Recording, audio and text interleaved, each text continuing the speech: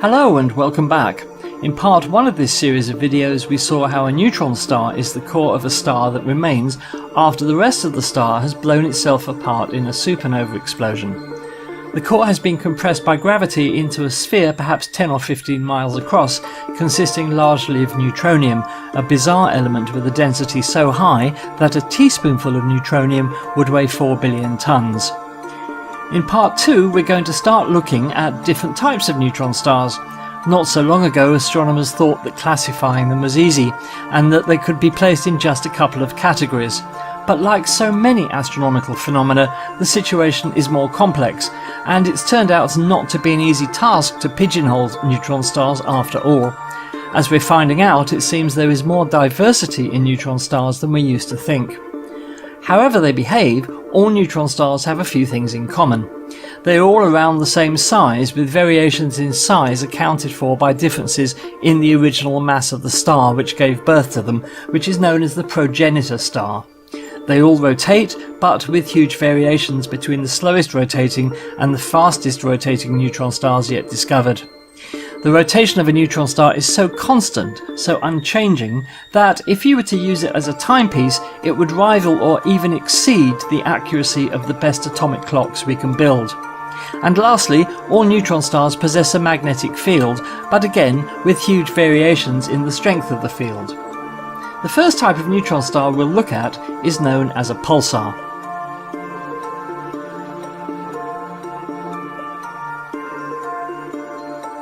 A pulsar is the name given to a neutron star where particles surrounding the star are accelerated by the intense magnetic field towards the magnetic poles, where they are focused into beams or jets of energy, which shoot out from the poles at about 70% of the speed of light. Note that the magnetic poles are often not aligned with the neutron star's axis of rotation, meaning that the jets describe a cone as they sweep round the sky. In other words, they wobble. If the Earth happens to intercept one of these jets, we see a flash. If it doesn't, we see nothing, meaning that there is almost certainly a huge number of neutron stars we never see. And the only way we can see pulsars is by their flashes.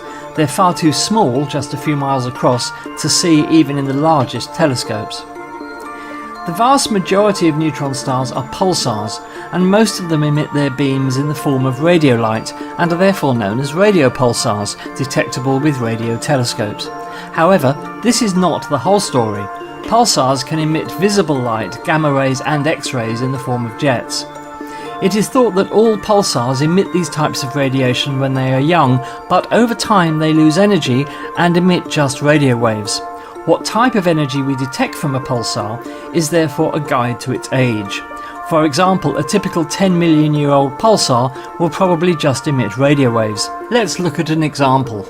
In the year 1054 AD, Chinese astronomers observed what they called a guest star in the heavens. They wrote that it was as bright as Venus and visible in daylight. Accounts vary as to how long this guest star was visible for, but one record states it was visible for a whole year in the sky. Others, however, disagree, citing a much shorter period. The Chinese refer to the object as being below Tianhuan in the sky. We know Tianhuan to be a star in the constellation of Taurus, and we now believe that what they witnessed in 1054 was a supernova explosion. And we also know what is in that same position in the sky today, the Crab Nebula, M1 in Messier's famous catalogue of celestial objects. The Crab Nebula is a supernova remnant some 6,500 light-years away, and it spans 11 light-years. At its heart is a pulsar, one of the first discovered back in the late 60s. Its beams sweep by the Earth 30 times a second, meaning of course that the Crab pulsar rotates at that speed, 30 times a second. But the pulsar is one of a small group which also flashes in optical light as well as at radio wavelengths. Slowed down from its actual rate of 30 flashes per second, here the Crab pulsar betrays itself by flashes of visible light emitted as jets from its magnetic poles. The fact that it emits both radio and optical light indicates a young pulsar, one barely 1,000 years old. But there's more. At the heart of the Crab Nebula there are high-energy particles produced by the pulsar that glow in X-ray light. This time-lapse video taken by NASA's Chandra Orbiting X-ray Observatory shows dynamic rings, wisps and jets of matter and antimatter around the pulsar in the Crab Nebula. The time-lapse was made from 7 still X-ray images taken by Chandra between November 2000 and April 2001. In addition, the presence of high-energy X-ray emissions in the jets shooting out from its poles marks the Crab pulsar as young. In pulsars millions of years old, we see just light at radio wavelengths, an indication that energy levels around the pulsar are less intense and its magnetic field weaker, no longer able to accelerate particles like electrons and positrons to sufficiently high levels to produce X-rays and gamma rays. Notice how the jets of X-rays emitted from the pulsar are corkscrewing around, indicating its magnetic field is not aligned with its axis of rotation. And there's something else. As energy is removed from the system by the lighthouse-like beams, the pulsar's rotation rate slows down. Although over short periods the steady ticks of pulsars are the most accurate clocks in the universe, over long periods the pulsar spins slower and slower. This has actually been measured for some pulsars. Energy is also removed from the system in the form of gravitational waves, but we'll talk about those in another video. This is the Vela pulsar, the first ever discovered. It spins 11 times per second and emits radio-optical gamma and X-ray radiation. The sound you are listening to is its radio emissions, that fast ticking as the Earth intercepts one of the pulsar's jets 11 times per second. Notice again the corkscrewing X-ray jet. There is a class of pulsar known as millisecond pulsars which complete one rotation in less than 10 milliseconds, 1 millisecond being 1,000th of a second. Millisecond pulsars have been detected in radio X-ray and gamma ray light. The current record holder for this incredible rate of rotation is the pulsar PSR J1748, which rotates at an amazing 716 times per second. So the question is, why do these pulsars rotate so quickly? What's the mechanism involved? Well, a millisecond pulsar is the result of a system where the pulsar has a companion star, in other words, a binary system. In this NASA animation of such a binary system, we see a pulsar and its companion, which is a normal star.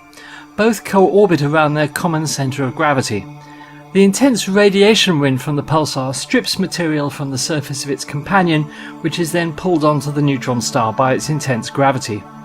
As this material falls onto the surface of the neutron star, the laws of conservation of momentum mean that the neutron star will spin faster as a result.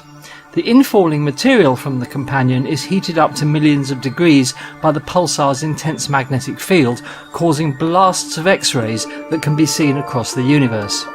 When we see X-rays in the universe, it's always an indicator of extremely high temperatures. This type of pulsar is therefore known as an X-ray binary. But there's a periodicity to this activity. After perhaps a few weeks of intense X-ray emissions, the pulsar's magnetic field reconfigures itself to act like a barrier against the infalling material which is deflected around the pulsar. The X-ray emissions cease and we don't see anything. However, when the amount of material dragged off the companion star builds up to reach a sufficient amount, the magnetic field collapses under its pressure, heats up the material and the X-ray blasts resume. Binary X-ray pulsars are therefore characterized by this on-off X-ray emission. The material continues to fall onto the pulsar, eventually speeding it up to spin once in less than 10 milliseconds. The acceleration of the pulsar's rotation speed does not happen overnight. It occurs gradually over a long period, perhaps as much as 1 billion years. So what is the end of this process? Eventually, the accumulation of material and more significantly the intense wind of radiation from the pulsar, which removes material off the surface of its companion to then be consumed, completely destroys its companion star. The first of these binary X-ray pulsars, which eventually totally consume their companion, was discovered in 1988 and was given the rather fitting name of the Black Widow pulsar. It's located roughly 6,500 light-years from the Earth. It orbits with a brown dwarf or a super-Jupiter companion. The pulsar and its companion rotate around each other every 9.2 hours. In 2010, it was estimated that the neutron star's mass was at least 1.66 solar masses and possibly as high as 2.4, making it a candidate for the most massive neutron star yet discovered. The name Black Widow has since become the descriptive name for all pulsars of this type. Around 24 Black Widow pulsars have so far been discovered in our Milky Way galaxy.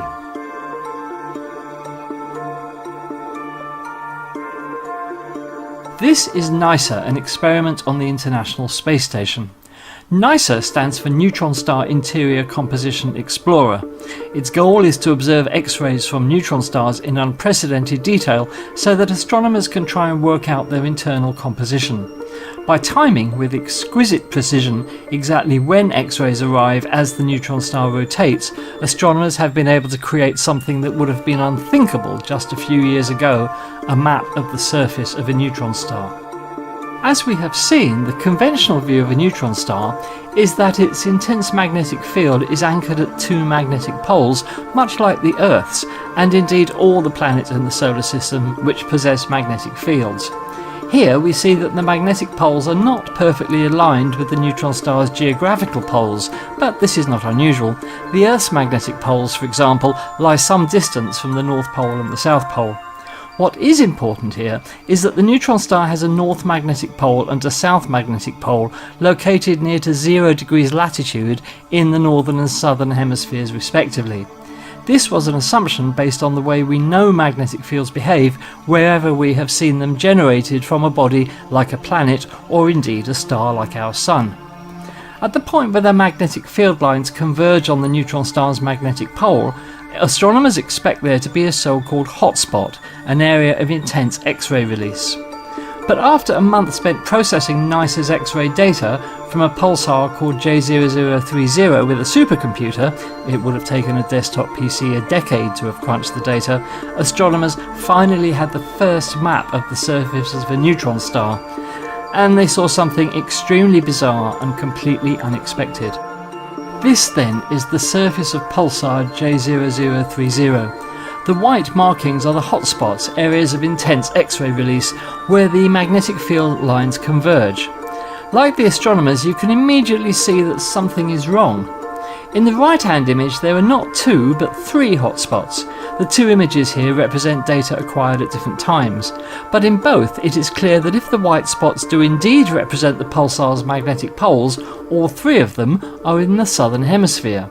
And why are there three in one image but not in the other?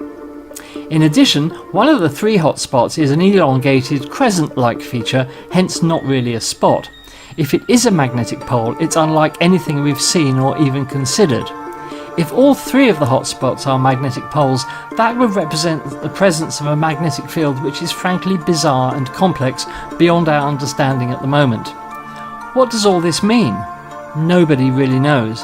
But recently there has been an intriguing suggestion that we've been looking at things backward. Instead of the hotspots being caused by magnetic field lines converging on the surface, the hotspots are being generated from within the interior of the neutron star, welling up to the surface and then somehow attracting the magnetic field lines to them. If true, the NISA instrument is really living up to its purpose and telling us something important about what's going on inside pulsar J0030. But for now, this map of the surface of a neutron star is truly enigmatic and mysterious. Maps of other neutron stars will be needed in order to understand just what we are seeing. Well, that brings us to the end of this video about pulsars. We've only really scratched the surface here, but I hope you've enjoyed this introduction. Next time, we'll be looking at what is undoubtedly the weirdest type of neutron star, the magnetar. If you thought pulsars were strange, you've not seen anything yet. Please don't forget to like and subscribe. We'd love to keep bringing you more videos like this one, and only by you supporting us can we make that happen. Thank you so much. Don't forget the Space Oddities live programme on Mondays at 8 PM UK time for the latest astronomical news, discussion and chat. Until then, this is Andy of Space Oddities wishing you all the best. Until next time, bye bye.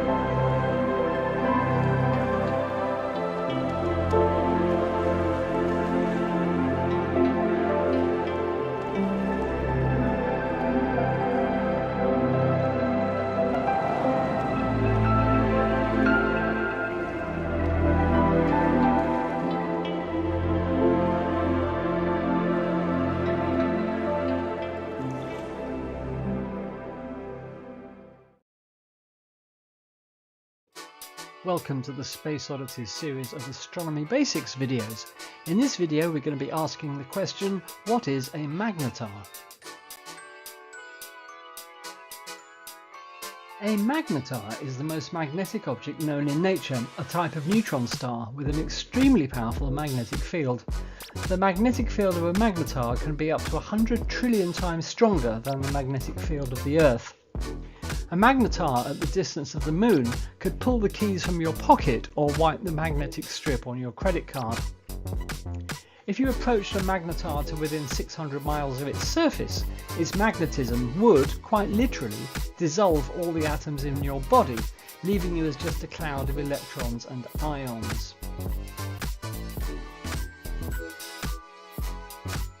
Magnetars have distinct properties which distinguish them from other astronomical objects. They are a type of neutron star, but with a few differences.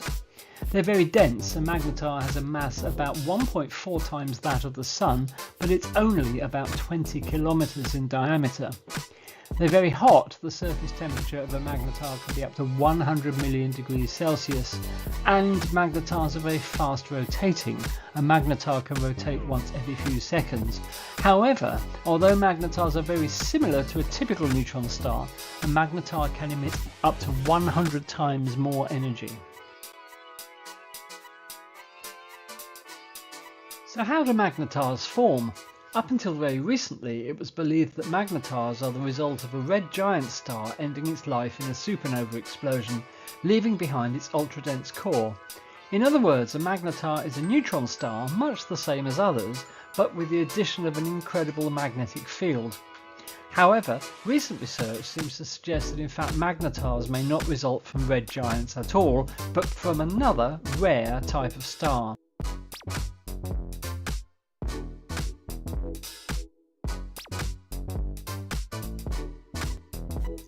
The most recent research into the origins of magnetars has focused on a new type of star called a massive magnetic helium star. These stars are a few times more massive than the Sun and are rich in helium. They are also thought to have very strong magnetic fields. In a study published in the journal Science in August 2023, astronomers found that a massive magnetic helium star called HD 45166 is likely to become a magnetar. The star is located about 3,000 light years away from the Earth in the constellation of Monoceros. The astronomers studied the star using multiple telescopes, including the European Southern Observatory's Very Large Telescope. They found that the star has a mass of about 3.5 solar masses and a surface temperature of about 20,000 degrees Celsius. Astronomers believe that massive magnetic helium stars must be rare, because to date only around 30 magnetars have been discovered in our galaxy. However, as yet astronomers know little about these strange stars and the process whereby they form magnetars, if indeed that's what they do, which is by no means certain at the moment. Far more research is needed to establish why these stars have such strong magnetic fields in the first place. Magnetars and fast radio bursts. Fast radio bursts, or FRBs for short, are bright bursts of radio waves that come from distant galaxies all over the sky, their distribution seemingly random. They typically last for just a few milliseconds and can carry more energy than the Sun puts out in a year. They are incredibly mysterious and their origin is still unknown. However, there is growing evidence that magnetars may be the source of FRBs. There are several lines of evidence that support the link between magnetars and FRBs. First, the timescales of FRBs and magnetar outbursts are similar. Second, the locations of FRBs are consistent with the locations of magnetars. And third, the energy emitted by FRBs is similar to that emitted by magnetar outbursts. In 2020, astronomers detected a bright radio burst from a magnetar called SGR J1935+2154, which is within our own galaxy, the Milky Way. This burst was very similar to an FRB, and it provided strong evidence that magnetars can indeed be the source of FRBs. However, not all astronomers are convinced that magnetars are the only source of FRBs.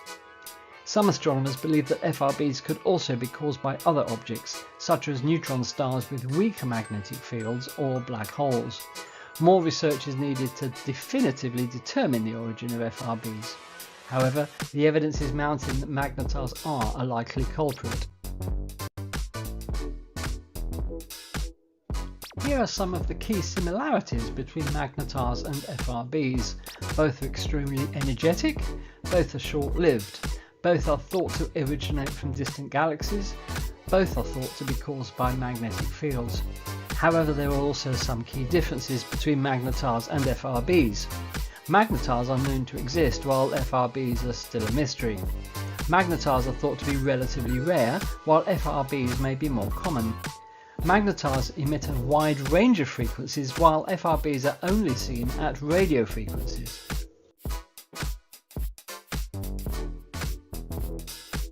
The link between magnetars and FRBs is a hot topic of research in astronomy.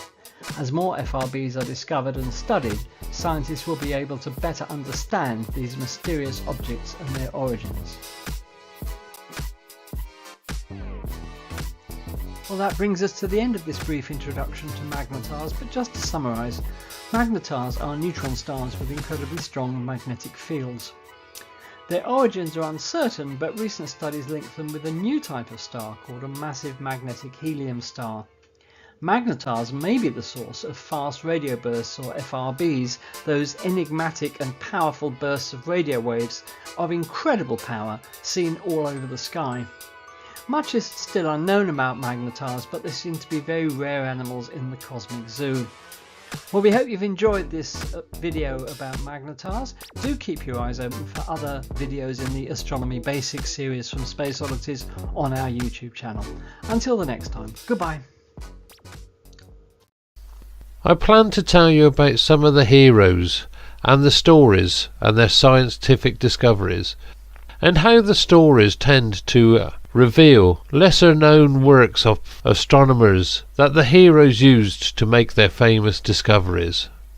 Isaac Newton wrote to his nemesis, Robert Hooke, "If I have seen further, it is by standing on the shoulder of giants," which means if Newton had been able to discover more about the universe than others, then it was because he was working in the light of discoveries made by fellow scientists, either in his own time or earlier.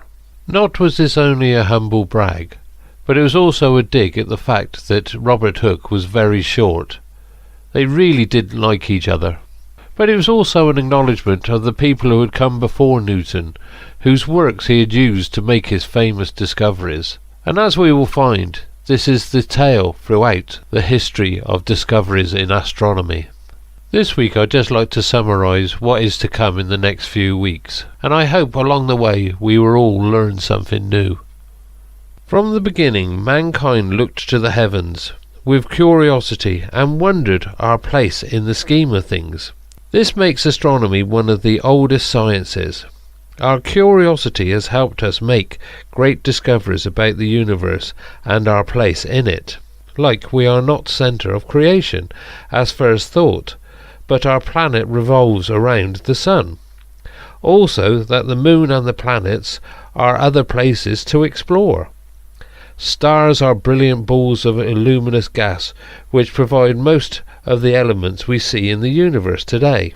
These same stars have a birth, grow old and die. There are several million of them in our own galaxy alone, and to study them we require instruments and telescopes that can detect energy along the entire magnetic spectrum. We have also found things that baffle us and that stretch our imaginations to the limit. We have only just begun unravelling the mysteries of black holes, dark matter and dark energy, and are now in the position to understand the universe's beginning and how it may end. Every discovery tells a compelling story and has expanded our knowledge of the workings of the cosmos. And, as with most good stories tend to do, our account of these discoveries reveals the heroes behind them. Not the heroes of epic tales or comic books, performing feats of immense strength, bravery, or saving mankind and Earth from annihilation while dressed in tight costumes. Everyday heroes are people who spend their time trying to help others in distress or injured. People who try to improve the environment for everyone. When we think of heroes of astronomy, we tend to think of heroes of classical literature and of science. Generally lone men who persevere against the odds in pursuit of a definite goal. People like Edwin Hubble, Albert Einstein and Carl Sagan.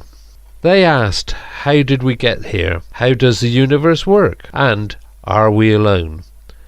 These men captivate our imaginations. But the stories of these men and their achievements are far more complex than at first appears. Take Edwin Hubble.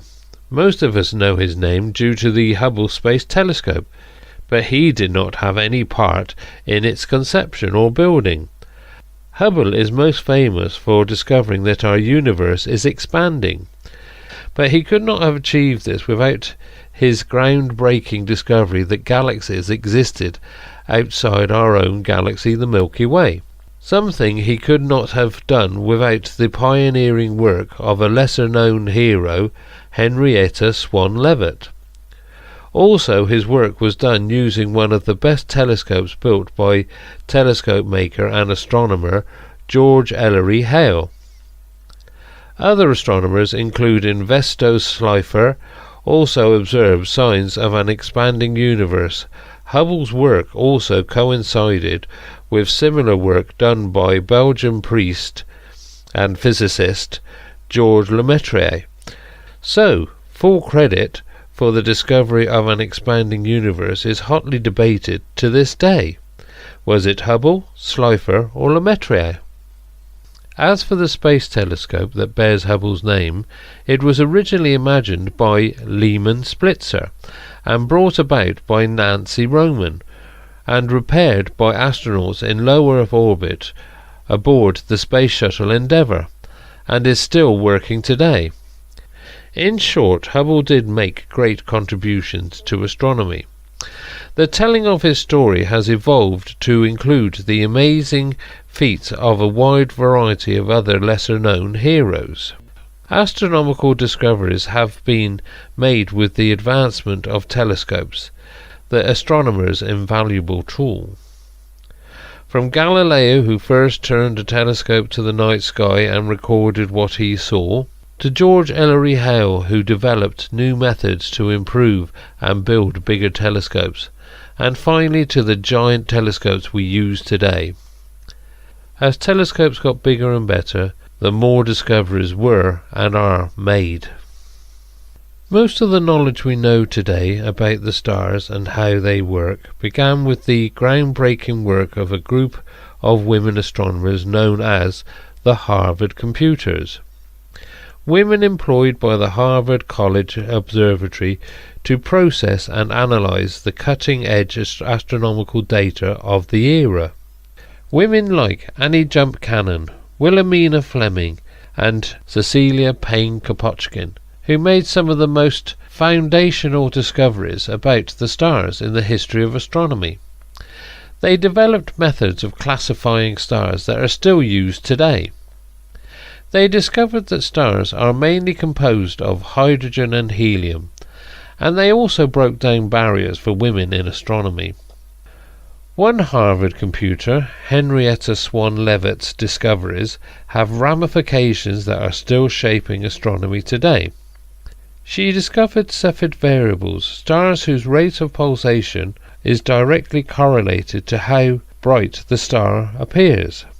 May seem a small thing, but Cepheid variables wound up drastically altering our picture of the universe. By measuring these stars' pulsation rates and determining how bright they should be compared to how bright they appeared, Leavitt had given us a new and powerful tool for measuring the distances to faraway objects, and her work directly led to Edwin Hubble's discovery of galaxies beyond our own. Hubble's most indelible contribution to astronomy was a famous and deceptively simple equation describing the expansion of our universe. However, as with many details of our universe, the discovery isn't as simple as it seems. We will learn about the Belgian priest and the astronomer Georges Lemaitre, who had published a similar result several years earlier, as well as other physicists and astronomers who had speculated about an expanding universe, based on implication of Einstein's general theory of relativity, that were still being explored. Hubble's famous equation is a source of continued debate as teams of astronomers engage in a century-long mission to determine the exact value of this equation's constant, the so-called Hubble constant, and to work to reconcile different observations into a single answer that can best explain the expansion of the universe. Hubble's legacy also lives on in the space telescope that bears his name. The heroes of the Hubble Space Telescope range from astronomers who dreamed of space telescopes long before humankind even launched its first satellite, to the NASA personnel who tackled daunting scientific and bureaucratic hurdles to make the telescope a reality, to the astronomers who opened and sharpened the telescope's eyes, to the teams of scientists today that have kept the telescope running and making remarkable discoveries for over 30 years. It is also important to remember that astronomy involves much more than the light we can detect with our eyes. What we call visible light occupies just a tiny fraction of the electromagnetic spectrum, and fully understanding the universe requires the ability to detect energy across the entire spectrum to get a complete picture of the cosmos. Hopefully we'll learn how over in the radio regime at wavelengths far too long and energies far too low to be detected with our eyes, physicist Karl Jansky made a groundbreaking discovery in 1932 when he became the first person to detect radio waves from space while working at Bell Labs. A few years later, Grote Reber created the first dedicated radio telescope, an antenna specifically designed to detect radio waves from the sky. Since then, the field of radio astronomy has grown exponentially. We have radio astronomy to thank for one of the most exciting discoveries when in 2019 astronomers synchronized radio telescopes across the entire planet to take the first ever picture of a black hole. Another radio telescope at Bell Labs also made an incredible, if accidental, discovery in 1964. It detected the cosmic microwave background, the faint leftover remnant of the Big Bang, observable as a quiet but persistent hiss in the background of the telescope's data. This radio signal from the birth of the universe led to a Nobel Prize for its discoverers, Arno Penzias and Robert Wilson. Today, several dedicated space telescopes have been launched to study the cosmic microwave background, and teams of scientists are focused on collecting data from the universe's earliest moments in the hopes of explaining how space and time have evolved to what we have today. Decades after Hubble's discoveries of galaxies beyond our own, and just 3 years after the discovery of the cosmic microwave background marked a shift in how we studied the nature of our universe. An astronomer named Vera Rubin uncovered strange inconsistencies in how the stars in nearby galaxies moved. We will see how years of careful observations revealed these galaxies appeared to contain huge amounts of invisible mass, what we now call dark matter. The existence of dark matter fundamentally changed our entire cosmological model and spawned an entire new field within astronomy, focused on studying dark matter in the hopes of explaining what exactly it is and how it affects our universe. These questions tie back into one of the most fundamental questions that astronomers find ourselves asking. How did the universe begin? We think of the Big Bang as the beginning of the universe, but this story itself, from its name to its model of how the cosmos came to be, has its own interesting beginnings. Big Bang cosmology is now widely accepted as the scientific model for where our universe came from, but it also poses several ongoing mysteries. From what exactly happened in the earliest fractions of a second after the universe began, to the mysterious force known as dark energy that appears to be powering its continued expansion. Finally, where does the Big Bang ultimately leave us? Astronomers are still debating how the universe has evolved, the existence of parallel universes, and how our universe might end. In the second part of our discussion, we'll focus on Albert Einstein.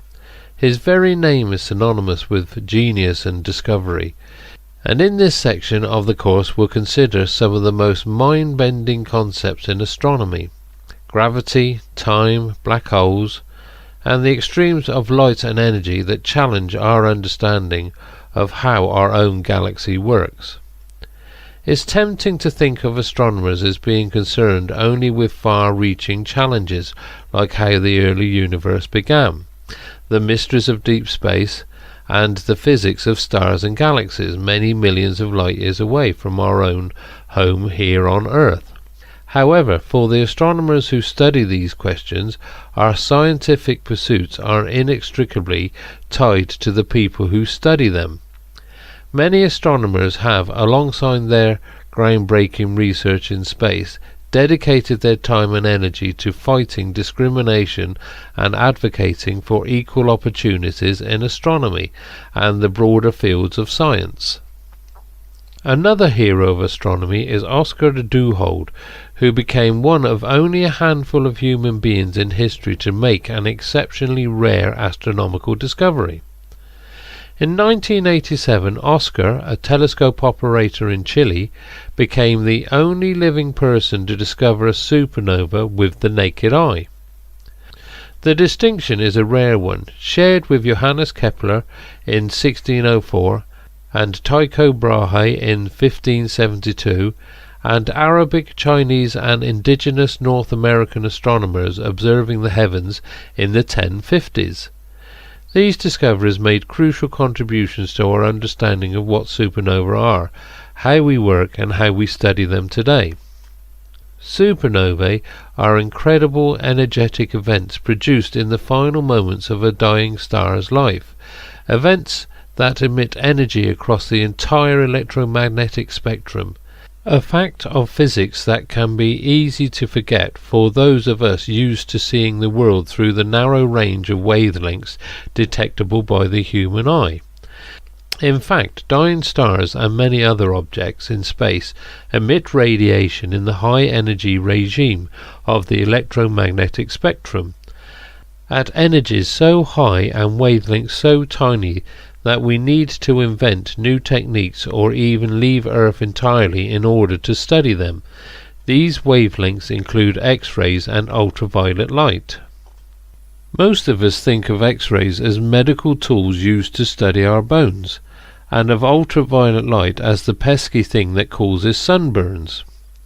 In reality, observing X-ray and ultraviolet light from space can offer a fascinating window into things like newborn stars, enormous black holes, and even the workings of our own sun. Several pioneers of astronomy led the field in how to study this light, a particular challenge since it can only be detected from space. Years before the Hubble Space Telescope launched, visionaries like George Carruthers, Riccardo Giacocani, and Arthur B. C. Walker Jr. developed the cameras, technology and techniques required to capture this invaluable data from the cosmos.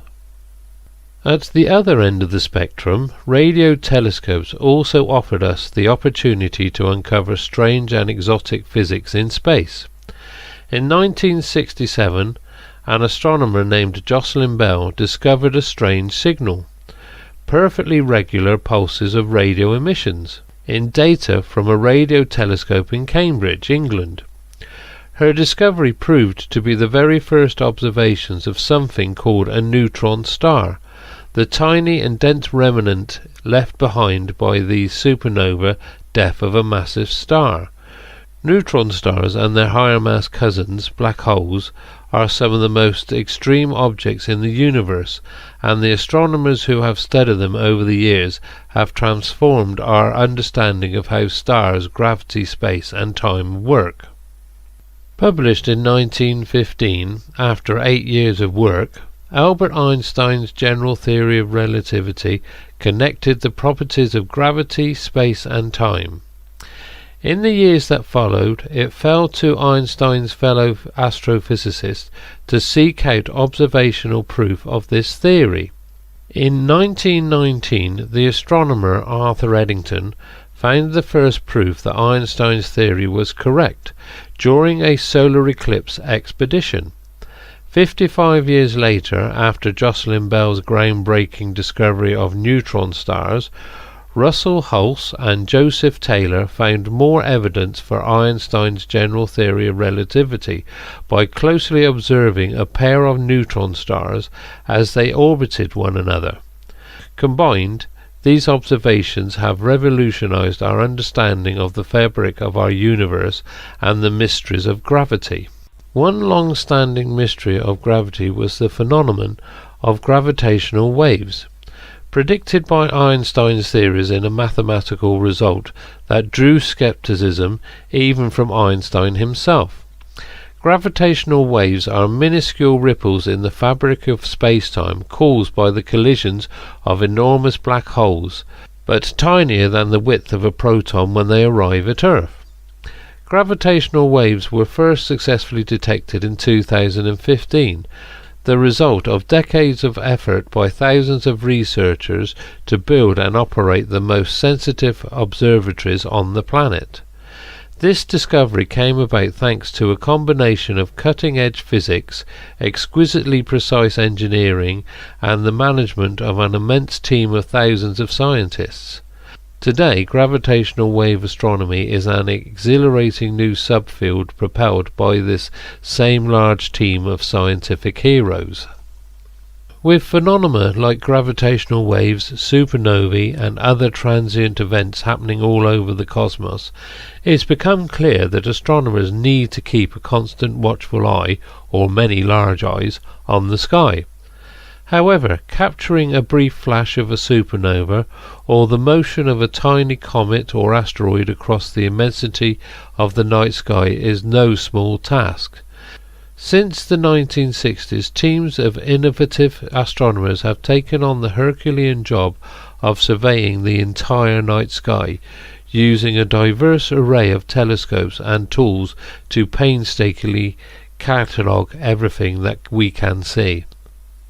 Early efforts included surveys of the northern sky using endless stacks of photographic plates and ongoing observations by large networks of amateur astronomers, willing to dedicate their backyard observatories to long and detailed studies of anything that might be changing in the night sky. Today, teams have launched space telescopes designed to observe every star in the entire Milky Way galaxy, and a groundbreaking new telescope in the southern hemisphere that will soon begin a 10-year-long campaign to continuously photograph the entire sky every few nights.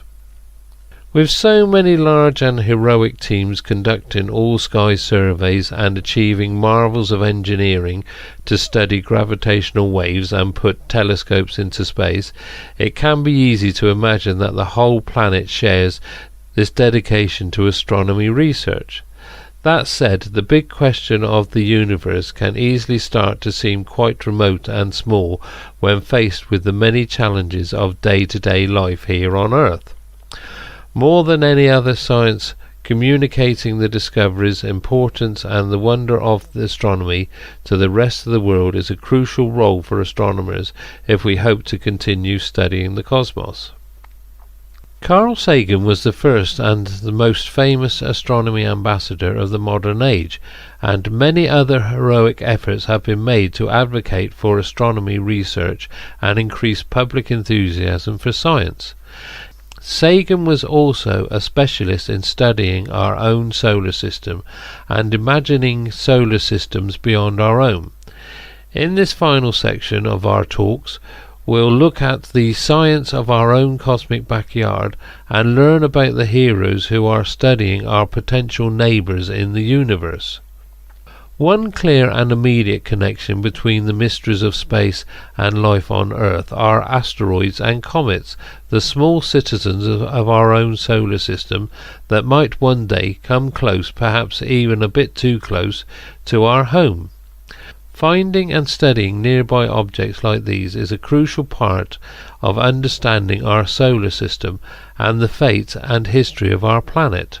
Astronomers like Jean and Caroline Shoemaker built up a long and prolific history of discovering and studying comets and asteroids, along with their potential impacts. One dramatic example was observed by astronomers and stargazers all over the world in 1994, when comet Shoemaker-Levy 9 struck Jupiter. More recently, large survey and robotic campaigns have taken up the mantle, with teams of people monitoring the sky, searching for asteroids and comets throughout the solar system, and learning more about these fascinating little members of our solar system along the way. It's hard to talk about small solar system citizens without also thinking of Pluto, our little former knife planet, and wondering what exactly happened to it. The astronomical heroes, or maybe anti-heroes, behind Pluto's journey from discovery to demotion span more than 70 years. In 1930, Clyde Tombaugh discovered Pluto and classified it as the 9th planet in our solar system. In 1960, Julio Fernandez predicted that an enormous and crowded belt of smaller rocky objects should surround the outside of our solar system, just at and beyond Pluto's orbit. In 1992, David Jewett and Jan Liu discovered the first observational evidence of this belt. The research that followed ultimately led to Pluto's demotion from planet status in 2006, along with a significantly expanded picture of our solar system and its outer boundaries. At the heart of our solar system, our own Sun has also been an immense font of information about astronomy and the inner physics of stars. Solar physicists have used enormous tanks of liquid to detect neutrinos, tiny subatomic particles that emerge from the Sun's core and act as minuscule ambassadors from the immensely hot and dense heart of a star. Astronomers have also been mounting heroic solar eclipse expeditions, with observations carried out in some of the most remote corners of the globe to study gravity, magnetism, and the Sun's evolution. This fascinating array of techniques and creative ideas has allowed us to harness the scientific power of our closest stellar neighbour. For years, astronomers imagined other stars like our Sun potentially hosting other distant solar systems. In 1992, these imaginings became a reality. Alexander Wolszczan and Dale Frail announced the first discovery of 2 exoplanets, or planets orbiting another star. From this first discovery, astronomers have gone on to detect thousands of exoplanets, refining their observational techniques and building new space telescopes specifically designed to find these tiny and distant stellar companions. Today, teams of astronomers are working on discovering new exoplanets and exploring what new worlds might look like in planetary systems across the galaxy. Of course, studying distant planets also raises what may be the single most compelling question of all astronomy: are we alone? The search for life in space is an ongoing and fascinating pursuit within astronomy, and one that raises fundamental questions about the universe, Earth, and our nature as human beings. Astronomers like Vicky Meadows and Sarah Seeger have focused their efforts on the field of astrobiology, synthesizing 2 fields to better understand how life could begin to flourish on distant worlds. Others, like Jill Tarter, have turned their efforts towards SETI, the search for extraterrestrial intelligence, in the hopes of detecting intelligent life on other planets. Exploding stars, gravitational waves, alien life. The astronomical mysteries of today and tomorrow ask big questions, and answering them will require big telescopes, big dreams, and a new generation of astronomical heroes. In the next decades, enormous new ground and space-based telescopes will begin operating. These facilities are set to change the face of astronomy, offering new and powerful tools for observing nearby asteroids, strange stars, and distant galaxies. Innovation in astronomy also requires thinking far ahead, considering what the cutting-edge technology of the next century will mean for how we study the cosmos. Tomorrow's heroes of astronomy are already hard at work today, imagining new telescopes that will be decades in the making and unveiling new discoveries that will shape our future picture of the universe. Many of these same scientists also work hard to educate the next generation of researchers and spark widespread interest in astronomy, ensuring that humanity can continue studying the universe in the years to come. At this point you are likely to have many questions about the discoveries and heroes you have heard about in this first program. Who are the people that built telescopes for use on Earth and in space, and how are we using these telescopes today? Why did we need thousands of people on the team that detected the first gravitational waves? What might we expect to learn in the years and decades to come? During these programs we'll be delving deep into many of the topics we've touched on today, learning about the science behind these discoveries, as well as the many different people and types of heroes that have shaped our view of the universe. Slight break in transmission. We should now be on the official stream that we've set up. Sorry about the technical problem there. Anyway, so yes, I mean the geology of this area is a history of billions of years, uninterrupted. So it will be really interesting to see what's there. That whole landscape is extremely looks very strange and haunting and mysterious. You can see it behind me. But this is where NASA are planning to land Artemis 3 at the end of 2025. And as we were saying the other night, there are lots of other missions that are planned to land here as well. China, South Korea, other countries as well are planning to sort of zero in on the South Pole to investigate it and see if they can actually try and sample the water that is meant to be here, if all of the orbiting spacecraft have got it correct, which they seem to do. So here we are. So we're just a few minutes now before the landing. As you can see, mission control there in India. And I can see figures on a screen there, but I'm not quite sure what they represent. Yeah, they've actually almost looked as though they've got a camera pointed at the moon. Yes, it in does. one of the screens there. It does, doesn't it? In the middle, Yeah. it looks like there's a camera pointed at the moon. Yeah. In which case, it's moving, still at some considerable altitude. I'm just trying to work out from those figures. There's a 30 there. Would that be kilometers? Maybe, I don't know. But also progressing well. Let's just listen in for a moment to see whether we can work out what's happening.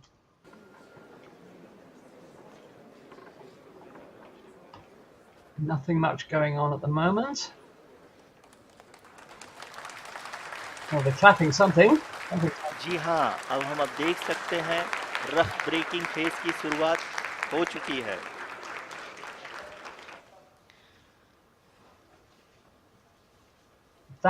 During this rough braking phase, the lander velocity shall be brought down from 1680 meters per second to 358 meters per second. The altitude will be brought down from 30 kilometers to 7.4 kilometers at the end of rough braking. All this in the duration of 690 seconds or 11.5 minutes. Currently, the Laser Inertial Reference and Accelerometer package (LIRAP) is aiding in the navigation. जी हाँ, अभी आप अपनी screen पे देख सकते हैं कि lander अब तक कुल 191 kilometre horizontal Disha Right, so I was right. So that figure on the right is the Yeah, altitude. That's 30.48 yeah. kilometers. And the landing burn's underway. So Yeah. Yeah, the landing bird has started.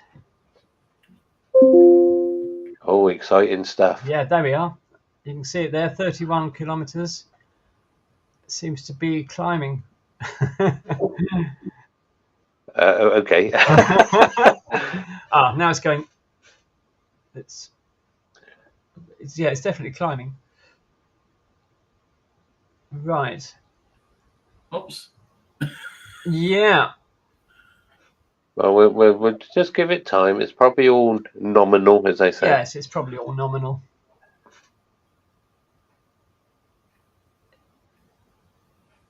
So, Well, it has survived this far, which in itself is a great achievement. yeah, well, it's been quite a long project because it launched. When did it launch? Was it the 14th Yes. of July? Yes, it was the 14th. Yeah, launched on the 14th of July. It entered translunar injection was on the 31st of July. So it'd been round, already for quite a long time. It took it a while getting there. Mm. And then since then it went into a very large elliptical orbit. And since then it's been performing lots of maneuvers, bringing it closer and closer to the, I was going to say the sun, the moon. So that's until we got to this position today. Hopefully, fingers crossed, everything goes fine for them. We need some good news. I can actually see on the screen there they've got what looks like lunar images. Yes. So they've taken this panel. Oh, there we are. I'll just say that the actual trajectory from the Earth to the Moon was achieved by subsequently raising orbits of the Earth until the spacecraft reached the gravity of the Moon influence and the influence of the gravity of the Moon, and then slowly did more orbits of the Moon to get down to the position where they needed to be to do the landing burn. So it was all done through different, raising and lowering orbits, basically. Yes. Yeah, because that took 10 days. Exactly. It did five individual maneuvers, slowly, as you said, Michael, raising its orbit before it actually left the Earth's gravity on this way to the moon. So yeah. So I suppose you could say it's an efficient way, but in fuel wise, if you like, but not in time. Yeah, it's definitely coming down now. Yeah, you can see that now, coming down quite nicely. Yeah. With the horizontal velocity decreasing. Yeah. And the vertical velocity, of course, increasing as it descends. Yeah. That's in meters per second. Yes. So it's moving at quite a bit of a speed at the moment. Absolutely. Yeah, if you look at the graph, it's about to start the real descent. I like the way on that image just then it said rough breaking. Yeah. It's like it's thrown out an anchor or something. Yeah. Is that the proverbial anchor? Yeah, absolutely. Yeah. Absolutely. Yeah, it's sort of, how much are we going to deaccelerate it? Oh, I don't know. It's just roughly, whatever, 200 meters per second or whatever, or 50, up to you, really. So, rough braking. But that lovely image on the left of the approaching moon. Oh, yeah. That's lovely, isn't it? Yeah, that's nice. Very reminiscent of. Nice to see. Nice to see. Very, very reminiscent of Apollo, isn't it? Isn't it just? Yeah. I mean, because the images when it actually reached the moon and it did its first flyby, Yeah. they were crystal clear. They were fantastic. Well, We are spoilt now with the cameras that they use today. Yeah. I'm saying that actually, I watched the Russians launch the Progress mission to the International Space Station last night, and the cameras to say, I think they're still using Zyka or something like that. The images were there. You could see what was going on, but they weren't that good. But yeah, they're probably ex shopping centre security cameras. Or yeah, probably Zenit E's. yeah. There's nothing. No, don't diss the Zenit E. It was a good camera as long as you could lift it up. Yeah, it was substantial. You could drop it and it would survive. Yeah, made of old tank parts. Exactly. The Helios lens on the Zenit E was a phenomenal lens. Yeah. I'm not knocking it. I'm just saying, but if you could lift it up to your eye, and well done. Right. You realise you're showing your age now, don't you? Who cares? Oh well, yeah. Who cares? Those poor kids who never experienced Russian technology like that. Yeah, and film even. Yeah, exactly. Yeah, no, it was good. Ian's asking in the chat who's filming the video of the lander. I think it's Ridley Scott. Yeah. Yeah, I haven't had a look in the chat. Hi guys. Hello Graham. Hello Ian. Hello Astronobulae. Nice of you to join us. Steve's there as well. And Steve's here. Yeah, Steve as well.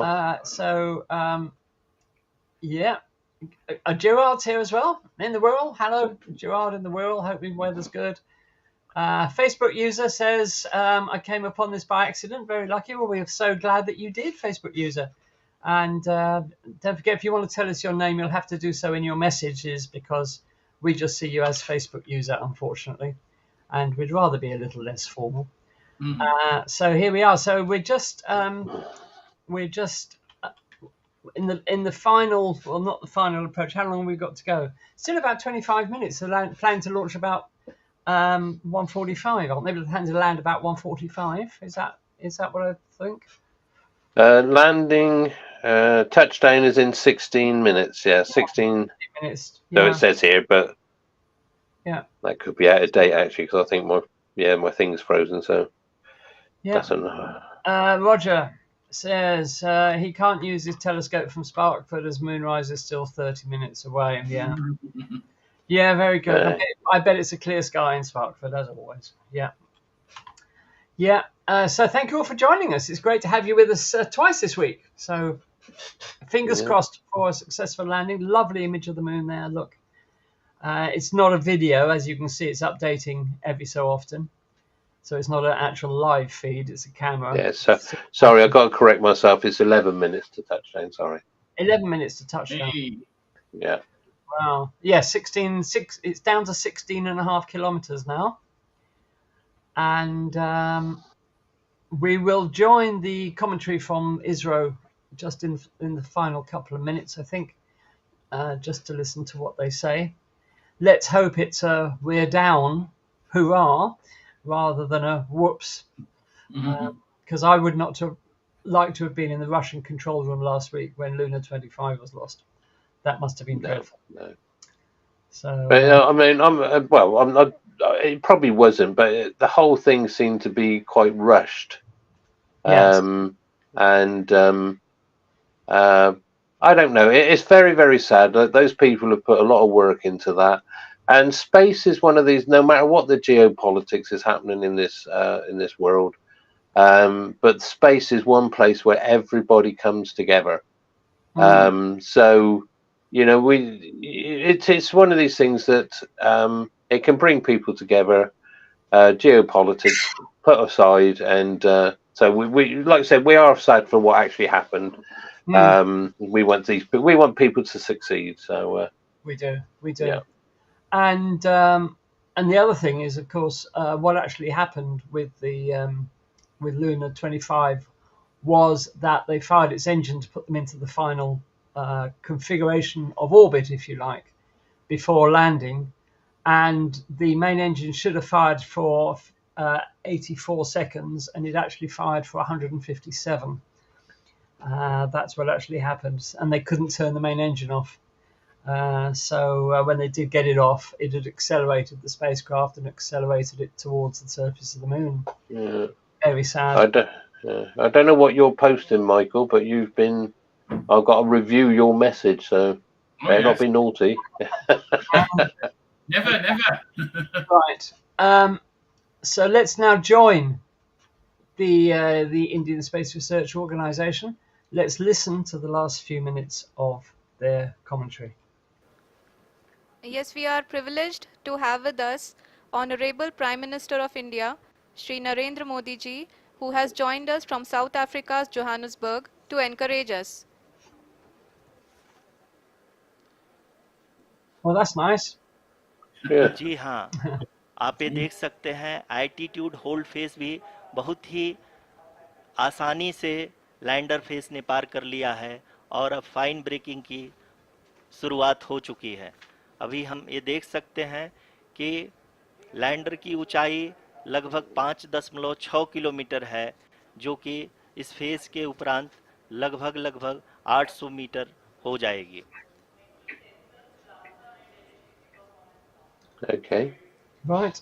We can hear from the mission operations team that the sensors are performing nominally, and we are currently in the midst of the fine braking phase, which is going to continue for 3 minutes, and the altitude is going to be reduced to nearly 800 meters at the end of this phase.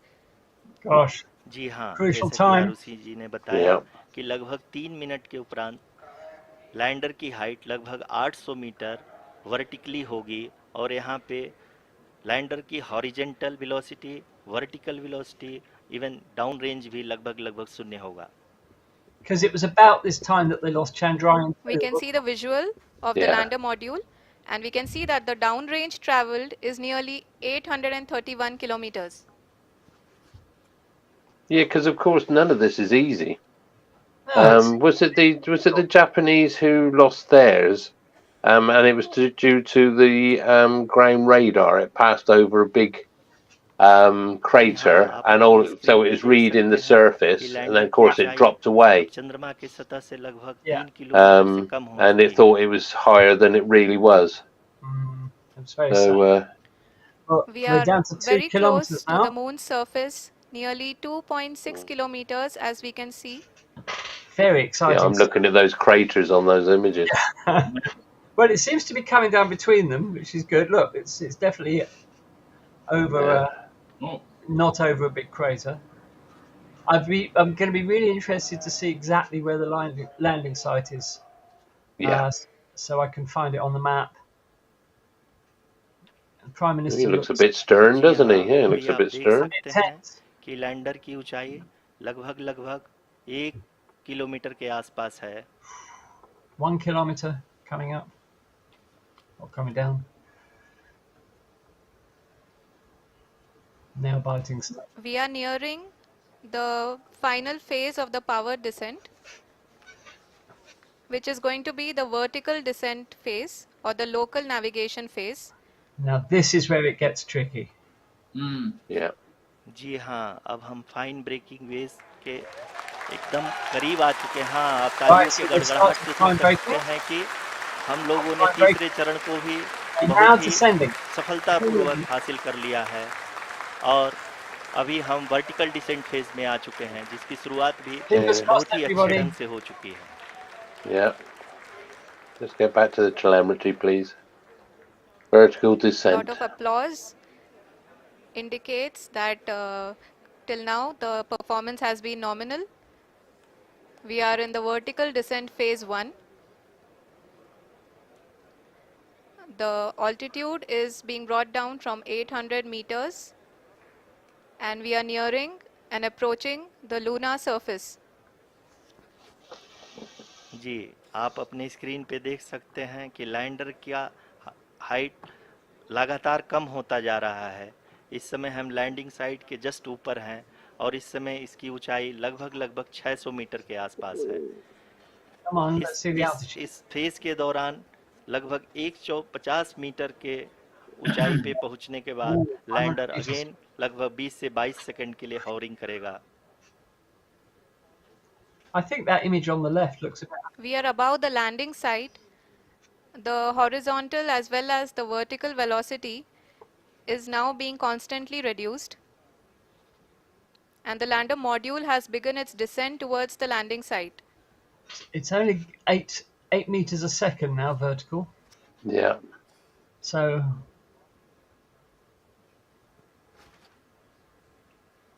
Ooh.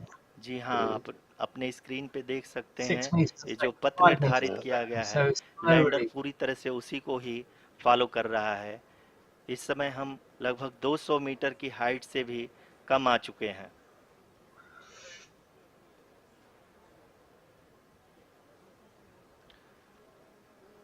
अब हम ये देख सकते हैं कि हम लगभग 150 metre की ऊंचाई पे हैं चंद्रमा के सतह से। That's not looking good. The vertical velocity is dropping off. We are approaching the vertical descent phase 2, which will have the lander module hovering at nearly 150 meters above the lunar surface. जी हाँ, आप इस तालियों के गड़गड़ाहट को सुन सकते हैं, जो कि सेकंड हैवरिक फेज के कंप्लीट होने के बाद इन सारे वैज्ञानिकों के retargeted. But I thought they were going to go into negative figures then. Yeah. जी हाँ, आप अगर फिर से ध्यान से देखें तो एल्टीट्यूड पुनः कम होता जा रहा है। अभी हम लोग लगभग 135 मीटर की ऊंचाई पे हैं। Oh, they're taking it very easy. The sensors that are updating at this point are providing confirmation of the safety of the landing site. As expected, the retargeting is going on, and this is a very good signature for the lander. अभी आप ये देख सकते हैं कि lander की ऊंचाई लगभग 65 मीटर के आसपास बची हुई है। I see we have Dave Galvin in the chat. Hi Dave, nice to see you. Currently only 2 engines are now being fired, and we are nearly at 0 velocity, vertical and horizontal. We were hovering and now we are approaching the moon's surface. Right, so they've retargeted. धीरे धीरे lander की वेगमान को कम किया जा रहा है और हम अब लगभग 50 मीटर से भी कम आ चुके हैं। Very nice maneuvers being carried out here. We can see the Honorable Prime Minister, Very delicate, Shri isn't it? Narendra Modi ji, Very delicate. who is here to encourage us, and he is critically looking at the visuals. Go Chandra. Go Left Chandra. a bit, left a bit, left a bit. Up your end, down a bit. जी हाँ, आप अपनी screen पे देख सकते हैं कि हम lander module India have successfully landed at the south pole of the moon. People are applauding. Let us all wait to hear from the Secretary Department of Space and Chairman ISRO, Shri S. Somnath. But they got him a bigger lander flag. Module पूरी तरह से safely और softly चंद्रमा के सतह पे land हो चुका है। ये हम Well, लोगों के congratulations. बहुत ही गर्व की बात है। हिंदी में एक कहावत है। Okay, congratulations to India then, because they have landed at the south pole of the moon, the first spacecraft to do so. This is a momentous day for India, so congratulations to everybody. Yeah, And well it's a done. momentous day for the exploration of the moon, because, as I said, nobody's ever done this before, and the south pole of the moon is an exceptionally interesting place. And actually, Dave's given us some technical information here. He says those graphics are done on a Spectrum computer. So They probably were, Dave. Yeah, they probably were. Yes, indeed. So, yes, Kevin, you're quite right, saying the Indian PM could have got a bigger flag. But Ian says, well, he's got 3 flags behind him. So, there we are.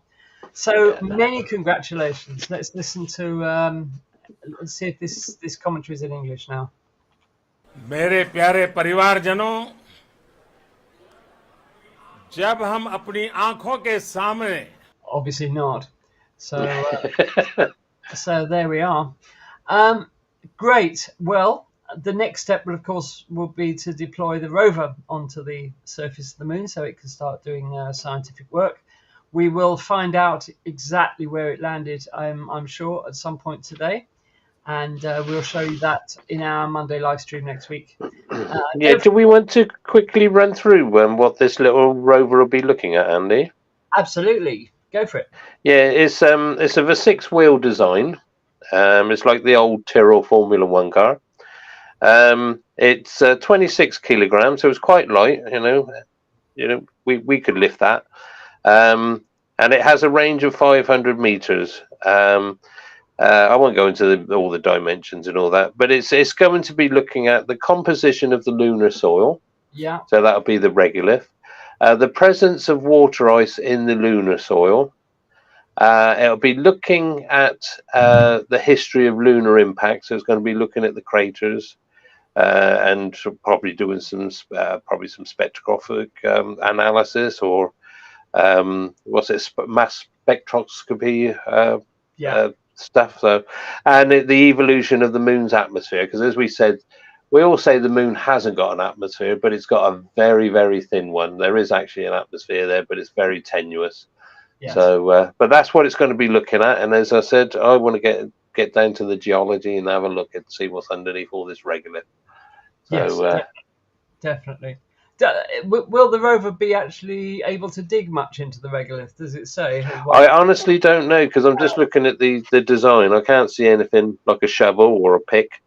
So yeah, they haven't sent any navies up. So no. Yeah. Well, perhaps, hopefully we'll be able to glean some, because with the impact craters, the crust is going to be stirred up anyway. So it's going to be in some in the regolith and that anyway. So we should get a good idea of what's there. So. Yeah, well, congratulations. It's good. We've actually had a success. That's nice. I love it. Yeah, I know. Yeah. After the loss of Luna 25 last week, this is a really big step forward for the study of the moon. And I bet the Russians are feeling a bit pig sick now watching this. So commiserations to the Russians. Well, it's as you said on Monday, the Russians have, with not just because of that failure, they've said that they've really got to go back to basics and totally redesign. I did see a image of then what they're building as a new capsule, and it's totally different. It's almost a bit like what SpaceX are using. It's a far more modern design because, of course, when the fairing comes off of the actual rockets, you've got that big round bulbous thing, which is the cabin. So but they're going towards the more traditional what we see with the Americans and everybody else. So they're going back to the drawing board and they're going to start from scratch. And more power to their elbow. Let's just hope they can sort themselves out. As ever, it's the money, and the Russian space program, as much as any other sector of the Russian economy, is of course being hit largely by Western sanctions at the moment. So, perhaps that will improve once. Yeah. Well, they relied upon a lot of Ukrainian. A lot of the components were made in Ukraine. They were indeed. And of course, it's the same for the Western countries, because they get a lot of manufactured goods from Ukraine, and of course, it's affected the British space industry because a lot of the technology was coming from Ukraine. And then it all kicked off because we probably would have had launches already. But saying that, we haven't got any launch pads ready yet, so maybe not. But yeah, so it's if we can get ourselves sorted out, then hopefully we'll be launching soon. But we've got a lot of exciting times to come. We've got a lot of exciting times, and we'll cover them all here on Space Oddities for you, of course. So let's just have one final listen to the commentary to see if there's anything happening in English, whether there's an interpreter. Just give me 1 second and we will find out.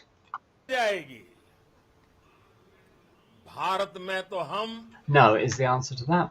So, so there you are. So I think that will just about bring our broadcast today to a close. Thank you so much of you who've dropped in to watch this. I see we've got 39 people watching at the moment, so that's very good of everybody to watch. Yeah, for a Wednesday afternoon. For a Wednesday afternoon, that's wonderful. Next Monday, we have as a very special guest the astronaut Scott Poteet, who is the pilot of the upcoming Polaris Dawn mission, which is due to launch no earlier than last quarter this year. An exceptionally pioneering, innovative space mission. Find out all about it on Monday when Scott joins us. If you have any questions for him, of course, you're more than welcome to ask. And we will look forward to having Scott as a real-life astronaut as our guest. He was originally meant to be with us in July, if I remember rightly, but due to one commitment or another, he's been unable to. So we're hoping he's able to join us next Monday, and we should look forward to receiving him as our very special guest. It should be really interesting. So we'd like to thank you all for being with us this afternoon. Many congratulations to India for a spectacular and safe landing on the South Pole of the Moon. Can't wait to see the images, and they should be absolutely epic, and we will find out before then exactly where it landed. Just before you go, Andy, Astro Nebula says, looks like you've aged a bit, Andy, but yeah. I like the three flags behind you. Well, Astro Nebula, this is what spaceflight coverage does to you. It gives you premature aging. So yeah, let's just kill that. So, that's a bit close as well. So let's put us back. There we are. So, thanks, guys. Thanks a lot for being here. We do appreciate it. Wonderful. Yeah, nice seeing you all. And nice seeing you all. And we will see you on Monday with the astronaut Scott Poteet. So take care of yourselves. Have a fantastic week and weekend. And we'll see you on Monday, 8 o'clock UK time, as always. Yeah. See you all. Bye for now. Keep looking. Okay. Thanks, Andy. Yep, this is Euclid, the next European Space Agency Space Telescope, as Andy said, subtitled Exploring the Dark Universe. Okay, I'll do that. So, what is Euclid? Euclid is a visible to near-infrared space telescope developed by the European Space Agency and the Euclid Consortium. Euclid is named after the Greek mathematician Euclid of Alexandria, who lived around 300 BC and reported to be the founder of the subject of geometry. As the density of matter and energy is linked to the geometry of the universe, the mission was named in his honor. That's where the name comes from. All right. And the way Euclid came about, previously there was two missions proposed under ESA's Cosmic Mission 2015 to 2025. The first one was Dune, the Dark Universe Explorer, and Space, the Spectroscopic All-Sky Cosmic Explorer. They work so hard on these acronyms, don't they? Yeah, exactly. Both missions proposed complementary techniques to measure the geometry of the universe, and after an assessment study phase, a combined mission resulted. Euclid was selected by ESA's Science Programme Committee for Implementation in October 2011, and in June 2012 it was formally adopted. So that's how it came about. Right. So the mission is to explore the composition and evolution of the dark universe.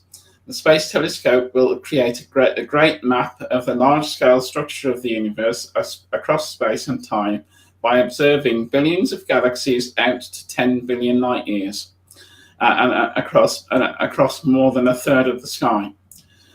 Euclid will explore how the universe has expanded and how structure has formed over cosmic history, revealing more about the role of gravity and the nature of dark energy and dark matter.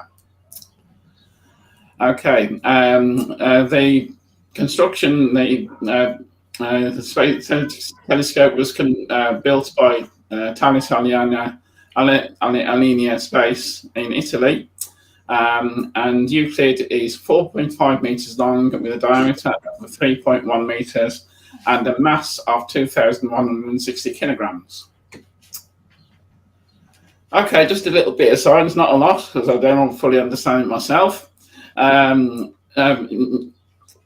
what is the dark universe? Well, scientists, apparently astronomers and scientists, think that we can only see 5% of the actual universe with the visible instruments, our eyes, and our other instruments in the electromagnetic spectrum. We can only see 5% of the universe. So 95% of the universe is unknown or dark, and that's where we get the commonly known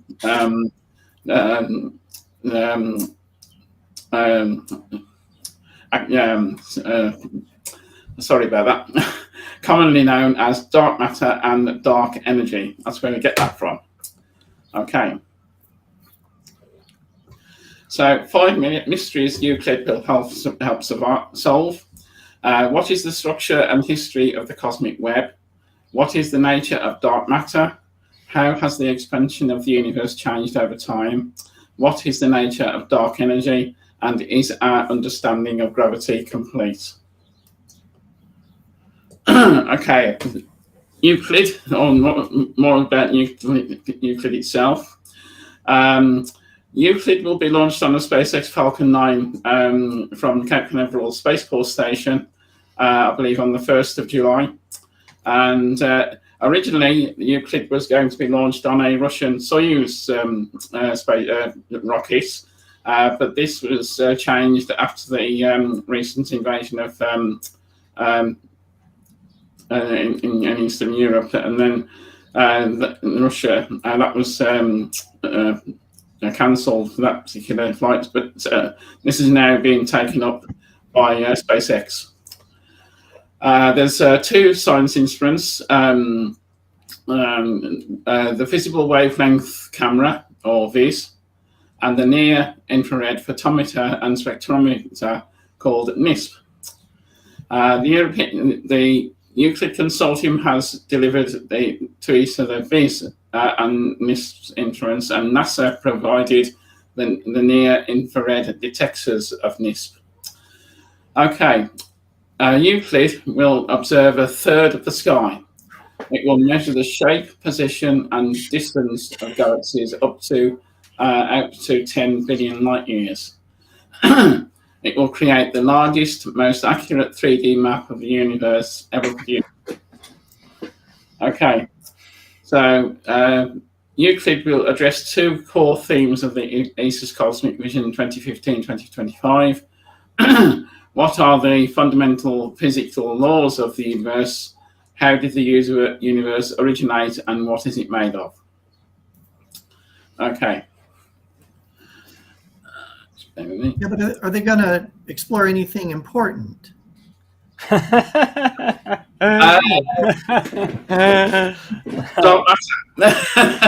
are small questions, you know. Get real. Yeah. Okay. So Euclid isn't a large telescope, as space telescopes go. It's a 1.2 meter diameter mirror. And the spacecraft itself is only 4.7 meters tall and 3.7 meters in diameter. I think, as you can see from the previous slide, it's the actual instruments that are doing the work, of course, and that's where we're going to get the science data from. So the actual mirror is only 1.2 meters. 1.2 meters, yeah. Yeah. So the visible instruments measures the shapes of billions of galaxies. Between 550 and 900 nanometers wavelength. It has a mosaic. This is what interests me. It has a mosaic of 36 CCDs, or charged coupled devices, each one giving 4,000 pixels each. So each CCD has 4,000 pixels on that particular detector. The near-infrared spectrometer and photometer measures the brightness and intensity of light from the galaxies and is used to calculate the redshift stroke distance. And that works at between 900 and 2,000 nanometers wavelength. And that detector has a mosaic of 16 detectors each having 2,000 by 2,000 pixels each. That will be the largest infrared field of view from space. I haven't actually checked that against James Webb. It's a lot wider field than James Webb. Yeah, it's a lot wider. So that still stands. Yeah, good. Okay. So Euclid will be stationed at Lagrange point 2. And it will actually be in the same orbit as the James Webb Space Telescope and ESA's Gaia Space Telescope. Launch, as I said, will be on the beginning of July. Excuse me, and it takes about 4 weeks to actually get to L2, much like the James Webb did. Right. So they're going to be neighbours. They are going to be neighbours. So just like the James Webb Telescope, Euclid has a large sun shield because obviously it wants to look in the opposite direction to the sun and the Earth. So this is just a slide showing the number of countries involved in Europe. So the list of countries there, obviously Germany, Italy, Spain, Portugal, and of course United Kingdom. So we're providing quite a lot of the expertise for the mission. Beyond Europe, we have the United States. NASA is providing some of the detectors instruments for the spacecraft, and of course SpaceX who are providing the launch. I love the involvement of Spain in this. Okay. Look at all the other countries. It's space this, space that, space this, and in Spain it's the Ministry of Economy and Competitiveness. I thought that was good. Yeah. So, because I don't think there isn't a national space agency in Spain. Okay. So there we are. To create one. Yeah, got to be competitive with these dark energy surveys, haven't we? Yeah. Okay. Now this picture here just shows the size of the spacecraft. What a beauty! What a beauty! Look at that. Yeah, I know. This is actually an engineering test model. Which will stay on the ground. It seems a shame to build something like this and not send it into space for me, but perhaps it'll end up in a museum somewhere. Yeah, hopefully. So and you can see the size of the spacecraft compared with the people, the technicians working on it on the floor. He's having his lunch. Yeah. Now you might recognise this ship. This ship carried Euclid from Italy to Florida in the MN Colibri. It's also carried the James Webb Space Telescope from Europe and to South America to Kourou for its launch. It's done a lot of work for a space program recently. And that is how it was transported in that big container. And that is at Cape Canaveral Space Force Station. Okay, as I said, it will launch on Saturday, the 1st of July at 4 p.m. our time, which is a nice time of Saturday, so we may be able to have a live launch for that.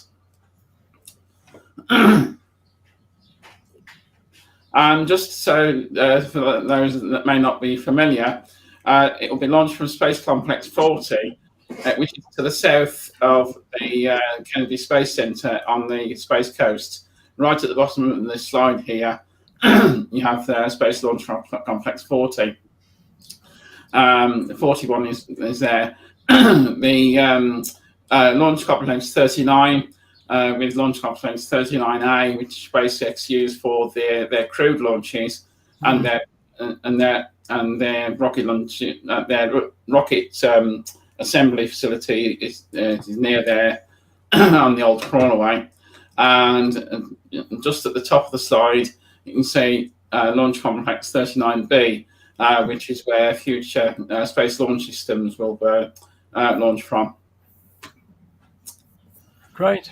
And just a minor one.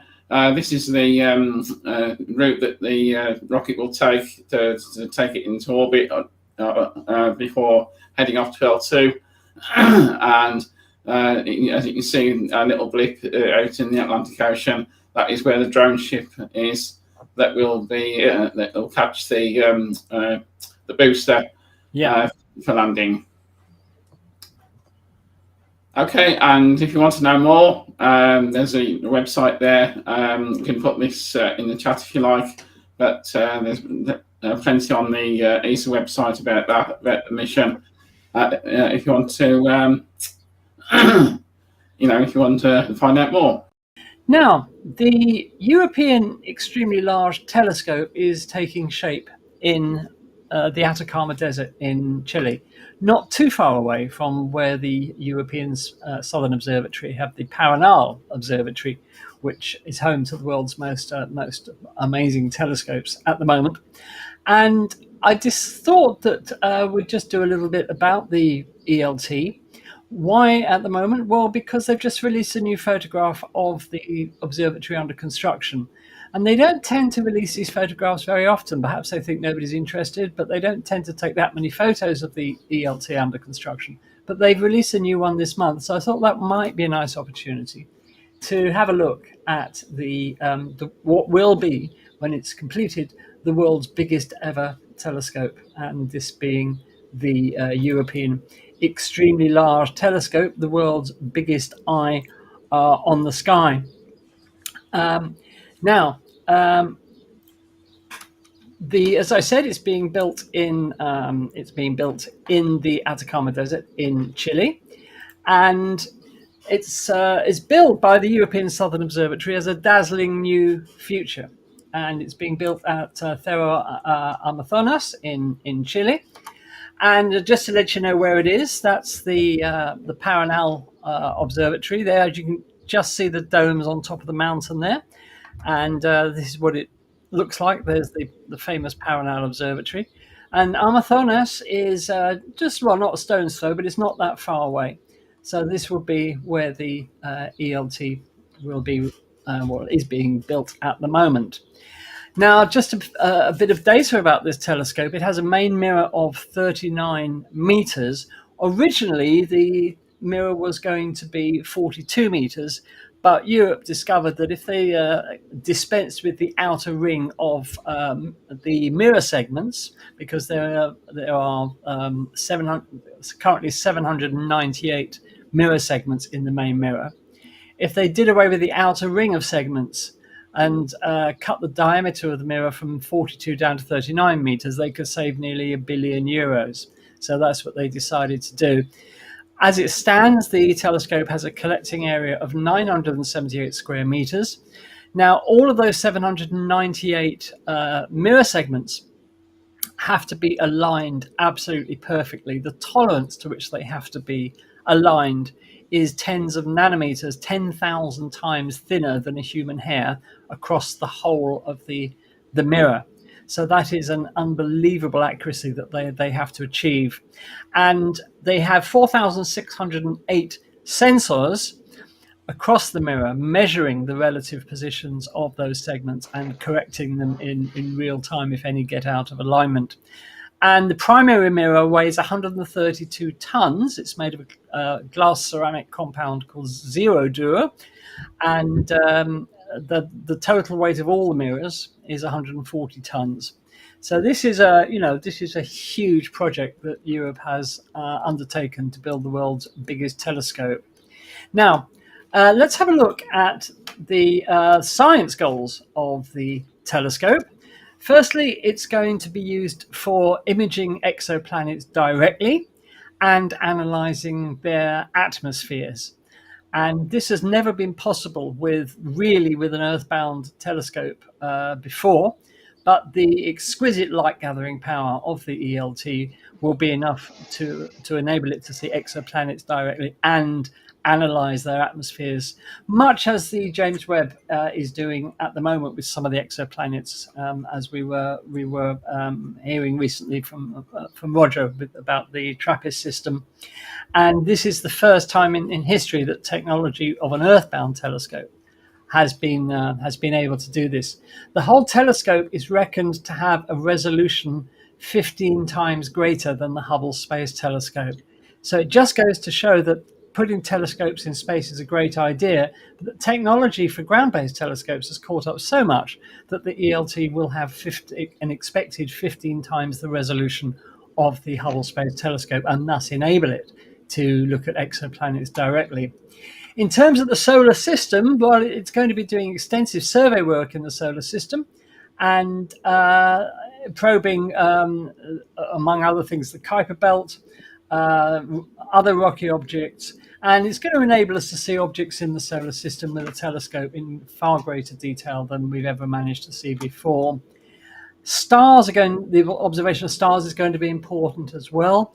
The ELT will embark on a program of helping us to understand more about the birth, life, and death of stars, and also the link between the evolution of stars and the elusive dark matter. And that hopefully will enable us to answer some fundamental questions. Talking of dark matter, the ELT will also be used to find or identify what the dark matter is. I won't say find, because we know exactly where the dark matter is, but we don't know what it is. And as we were saying last week when we were talking about Euclid, the universe is only 5% made up of matter that we can see and measure directly. The rest of it is this so-called dark universe of dark matter and dark energy. Also, the ELT is going to be used to probe some of what are considered constants in the universe, the so-called physical constants. And they want to use the ELT to try and test whether some of these constants that the astronomers and astrophysics use are actual constants or whether they vary over time. So that's some pretty fundamental work that it's going to be doing on those. And of course, expect the unexpected, because they will undoubtedly be things that the ELT discovers that we had no idea were there at all. So that's a big science program ahead of the ELT. Let's look at the telescope itself in a little more detail. The telescope is made up of a 5-mirror system. As we said, a 39-meter segmented mirror of 798 fragments, then a 4.2-meter diameter secondary mirror that the light goes to next. Then there's a thing called a tertiary mirror, which is 3.8 meters in diameter. Then it goes to a 4th mirror, which is a flat mirror of 2.4 meters. Then it goes to a 5th mirror, measuring 2.7 by 2.1 meters. And then the light exits to the right of the telescope to the science instrument platform, where there will be lots of very, very advanced scientific instruments used to analyze that light. So it's quite a complex optical system, but this is what the astronomers and the engineers have come up with. Sounds like a complicated collimation job. Yeah, I would think so. Yeah, I hope they've got a laser or something handy to collimate that. And if you want to know what a 39 meter mirror actually looks like, they've done using these sort of cardboard hexagons. They laid this out to show you just how vast that primary mirror actually is. That's quite an amazingly large mirror. Amazing. And if you want to know how big the observatory will be, well, this is the observatory compared to Big Ben. So as you can see, it's big, and if you want to get a comparison for landmarks in your country, go to the website of the European Southern Observatory, and they've got the observatory compared to lots of other landmarks around the world. But as you can see, it's going to be it's going to be absolutely enormous. Here's a very short video where we fly into the ELT by the wonders of computer graphics. And I just think this is going to be like a huge cathedral of astronomy. That's the only way you can describe it. It's the size of a cathedral. So let's take a flight into the ELT.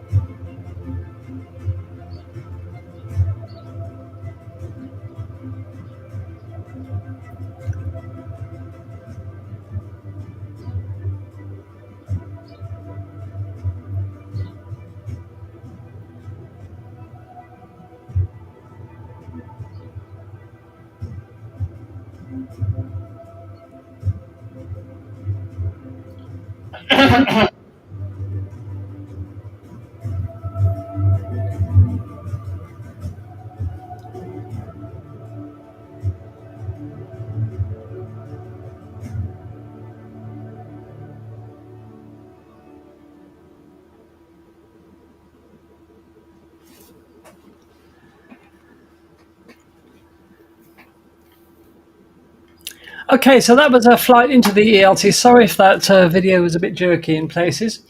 The first step in building this massive observatory was blowing the top off a mountain and lowering the top of the mountain by 40 meters to create an area to build the observatory on. This happened on the 19th of June 2014. So that was the explosion blowing the pointy bit off the mountain. And then the top was flattened. The access road up to it was built, which obviously took a while. And the foundations were dug by October 2018. Then the foundations for the steel rebar for the dome and everything was put in September 2000, by September 2019. This was the picture in January 2022.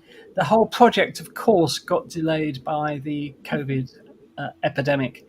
So work had to stop for a while. But as you can see, by January 2022, they were making good progress. And this was November last year. And then the most recent photograph from the site, taken this month, you can see that they've moved on astoundingly well. So this is what the ELT now looks like. And the first light of the telescope, because of the delay for COVID, it was originally going to be 2025. It's now set for 2028. So there you are. So that is the extremely large telescope, and it's stunning, guys, isn't it? I mean, the sheer scale of it is just absolutely unbelievable. Yeah, as you say, I'm just imagining because it's got that adaptive optics thing within it, where all the mirrors have got actuators underneath them, and they fire a laser into the sky, and of course it adapts to what the actual atmosphere is doing so fast. I mean, it's an amazing piece of kit. It's absolutely fantastic. I did a little calculation from what you were saying about Hubble resolution.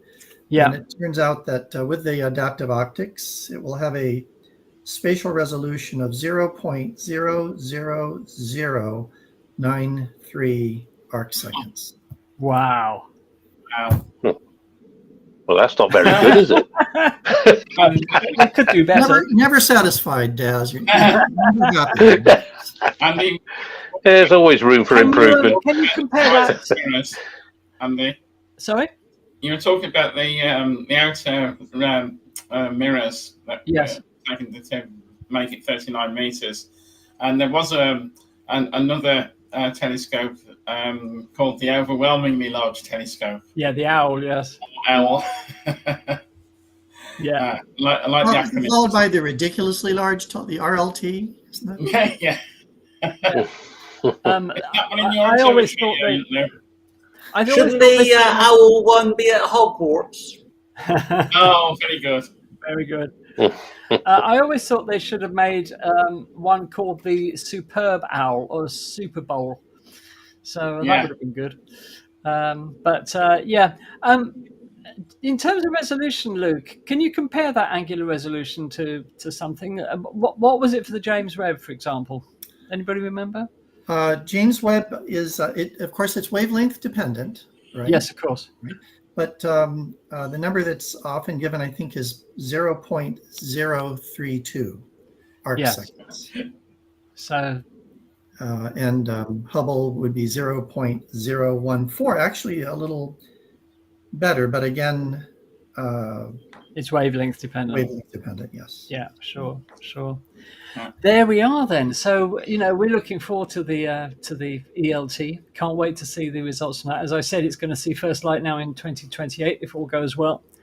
I would love to have that on my bucket list, to pay that a visit, just to stand in that dome. I mean, can you imagine what it must be like? I'll come with you, Andy. Yeah, well, that's it. That's a date then, Michael. We'll do it. We'll do it. We need more coffee money. Ian says he can't. Lots of coffee money. For Ian that. says he can't wait till the BLT. Ah, yes, absolutely. Yeah. So the BLT. Ian wants a BLT. if you're wondering, viewers, how that whole adaptive optics system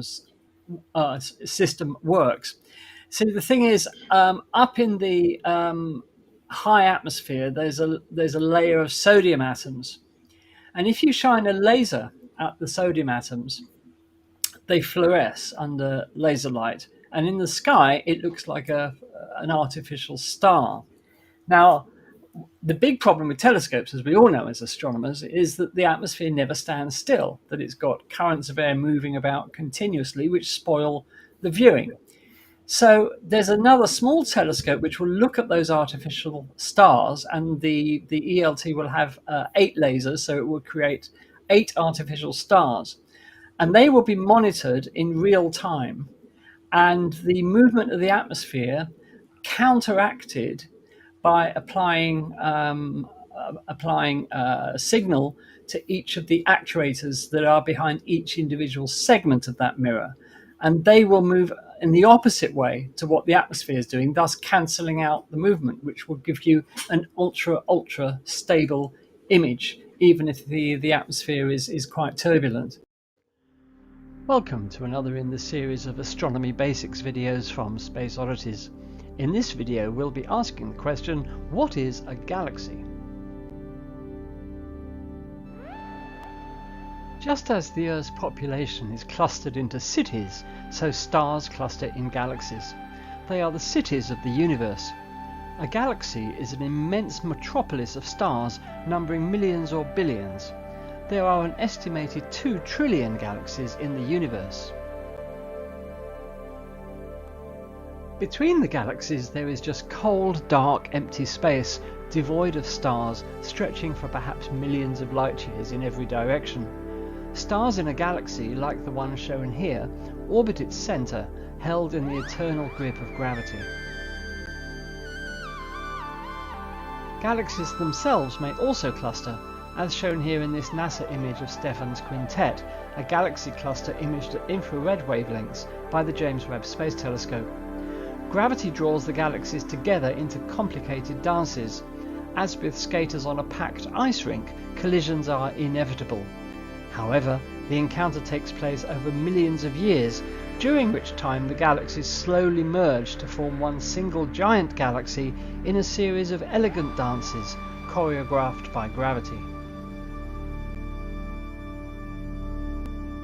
All these images show galaxies at various stages of merging, pulled into twisted, distorted shapes by their mutual gravity. While these might seem like giant cosmic catastrophes, in reality space is so vast and the distances between stars so enormous that collisions between individual stars are extremely rare. Galaxies are so tenuous that galaxy mergers are like clouds passing through one another. It was the great American astronomer Edwin Hubble who, in the 1930s, was the first to attempt a systematic classification of galaxies based on what he observed. His resulting diagram, shown here, is sometimes referred to as the tuning fork. Hubble classified galaxies into 3 main groups: ellipticals, spirals, and barred spirals. We now know that there are other types of galaxy, but the vast majority of galaxies in the universe fall into one of these 3 categories. Today, Hubble's tuning fork diagram still serves us well as a basic categorization of galaxies.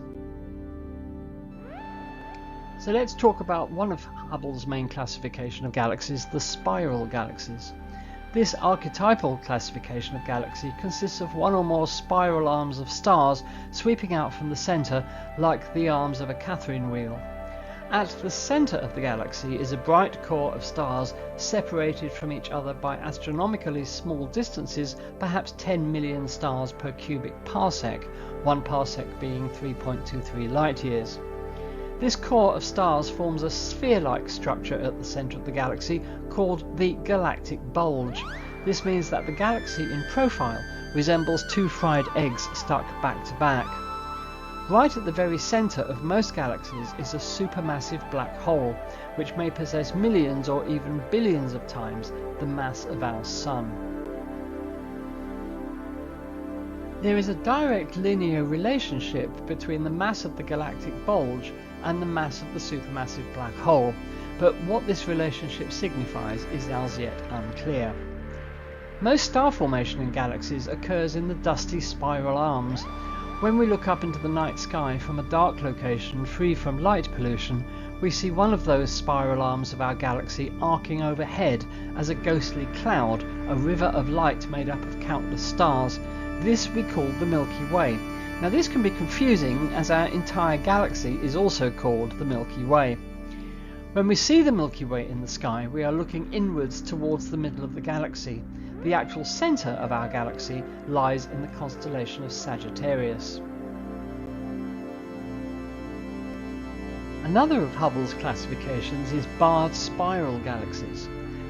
Barred spirals, as their name suggests, are a type of spiral galaxy where a bar of stars extends either side of the galactic core. The spiral arms emanate from each end of the bar, as you can see in this illustration. 2/3 of all spiral galaxies are barred spirals. Surprisingly, our own Milky Way galaxy is a barred spiral, although this was not discovered until 2005 from observations made with the Spitzer Space Telescope. The bars in barred spiral galaxies form when the orbits of stars in the galaxy's inner disk become unstable and deviate from a circular path. This can happen for a number of reasons, including interactions with other galaxies. When two galaxies merge or even just pass close to each other, the gravitational forces can disrupt the orbits of stars in both galaxies. This can lead to the formation of a bar in one or both galaxies. Disk instability. The disk of a spiral galaxy is constantly rotating. This rotation creates a centrifugal force that pushes stars outward. However, the gravity of the galaxy's central bulge pulls stars inward. If the centrifugal force is not strong enough to balance the gravitational pull, the disk can become unstable and form a bar. Gas accretion. Spiral galaxies are constantly accreting gas from their surroundings. This gas can fall into the galaxy's disk and spiral inward towards the centre. As the gas falls in, it can lose energy and cause the stars in the disk to slow down, and this can lead to the formation of a bar. Once a bar forms in a spiral galaxy, it can grow over time by attracting more and more stars into its orbit. The bar can also drive the formation of new stars in the galaxy's centre. This is because the bar can channel gas and dust towards the centre, where it can collapse and form new stars. Bars play an important role in the evolution of spiral galaxies. They can help to distribute gas and dust throughout the galaxy, and they can also drive the formation of new stars. Bars may also be responsible for the formation of active galactic nuclei, or AGNs, which are regions of intense star formation and black hole activity at the centres of some galaxies. The main features of an elliptical galaxy are an elliptical shape. Elliptical galaxies have a smooth ellipsoidal shape. They can range from being almost perfectly spherical to elongated ovals. Little gas and dust. Elliptical galaxies contain very little gas and dust. This is because most of the gas and dust in these galaxies has already been consumed to form stars. Old stars. Elliptical galaxies are primarily populated by old stars. These stars are typically red and low mass. Random orbits. The stars in elliptical galaxies have random orbits. This means that they do not move in a disk or spiral pattern, as is the case in spiral galaxies. Large size. Elliptical galaxies are typically very large galaxies. Some of the largest galaxies in the universe are elliptical galaxies. Preferential location in galaxy clusters. Elliptical galaxies are more likely to be found in galaxy clusters than in the field. High luminosity. Elliptical galaxies are also typically very luminous galaxies. This means that they emit a lot of light. Central supermassive black holes. Elliptical galaxies are thought to contain a supermassive black hole at their centres. The mass of the black hole is correlated with the mass of the galaxy. It is believed that elliptical galaxies form as the result of collisions between two or more galaxies. In the distant future, perhaps in about 4 billion years, our own galaxy and the Andromeda galaxy will collide, merge and form an elliptical galaxy, their graceful spiral forms completely disappearing over millions of years, consumed and torn apart by gravity's relentless maw. This is why elliptical galaxies contain very old stars. They are remnants from the galaxies which collided. Elliptical galaxies, with their paucity of gas, are incapable of giving birth to new stars. This is elliptical galaxy M87 in the constellation of Virgo, some 53 million light-years away. Emanating from its centre is a jet of plasma extending for 5,000 light-years. This jet originates from a supermassive black hole at the centre of the galaxy. In 2017, the Event Horizon Telescope managed to image the black hole in an incredible feat of technology and ingenuity.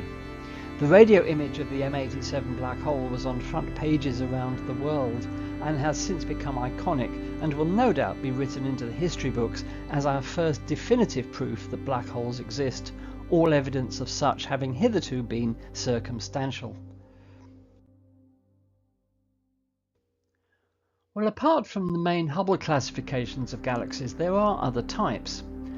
Dwarf galaxies usually comprise just a few million stars and are tiny in comparison to other types, hence their name. They are often found orbiting spiral galaxies, such as the 50 or so found around the Milky Way. Ring galaxies are very rare and comprise a ring of stars surrounding a bright central core. It's not known at present how they form. Irregular galaxies are amorphous galaxies having little or no structure. It's possible they may be the results of galactic collisions. Lenticular galaxies are lens-shaped, hence their name. They are midway between a spiral and an elliptical galaxy. There is much we do not know about how galaxies form and evolve. It is one of the most intense areas of astronomical study. The James Webb Space Telescope, looking back to the dawn of the universe, has shown us early galaxies just a few 100 million years after the Big Bang. How galaxies evolve so quickly in such an astronomically short period of time is not well understood, but it is to be hoped that further JWST observations will shed some light on the conundrum. This image shows some of the very early galaxies imaged by the JWST. It is incredible that we are able to look back in time to the infant universe before the formation of the majestic spiral galaxies. Well, we hope you've enjoyed this introduction to galaxies. Just to summarise, galaxies are vast cities of stars. They're categorised using a system developed by Edwin Hubble. They fall into three main categories: spirals, barred spirals and ellipticals. Galaxies can form clusters comprising up to hundreds of galaxies, and all but a few galaxies have supermassive black holes at their centres. Don't forget to check out our other Astronomy Basics videos in the playlist of the same name on the Space Oddities YouTube channel. Until next time, goodbye. Yes. Here we are, very close to solar maximum, and it appears that solar maximum is going to occur a little earlier than we thought, perhaps by the end of the year, perhaps the first quarter of next year. And of course, this is a time where there's a lot of solar activity, a lot of coronal mass ejections and flares, sunspots galore, and if you're living in the right places, aurora, not to mention the threat to astronauts, but we won't go there just yet. So we thought it would be good to talk about the sun a little bit, and it turns out that you can understand an awful lot about the sun if you just understand sunspots. Okay, so we're going to talk about the sun today, and this may be a little bit long. We may have to cut this and turn it into a two-parter, but let's give it a go. Let's see where we end up here. Okay, so here's the sun that you might expect to see if you have a small backyard telescope with an appropriate solar filter. That's our disclaimer. With an appropriate solar filter. And the sun will look different colors depending on the filter. Daz already kind of walked us through how nobody really knows what color the sun is. There are different correct answers. But one of the things that you can see in this image is that the edges of the sun are dark, right? And this is actually real. This is called limb darkening. And it has to do with the fact that the sun is gaseous. And so you can see through parts of it at different depths. And some SOME light gets through at the upper regions and less light as you move down. So this is actually a real image. And if you look on the bottom, you can see a tiny sunspot there. Okay. And this is we've only understood this for about 400 years when Galileo saw sunspots on the sun and he said, there are spots on the sun. And the church said, no way, there are no spots on the sun. The sun is pure and pristine. And Galileo proved them wrong, which probably wasn't a good thing to do. But dangerous thing to do. The rest is history, as they say. Yeah. Here's a little bit better image of the sun. Again, this is in what we call white light. In other words, all the colors of the spectrum that our eyes can see kind of mixed together to produce a white image. And so now we can really see some sunspots. And you'll notice that they have structure. They have different densities. There's a dark inner portion and a lighter outer portion to these sunspots.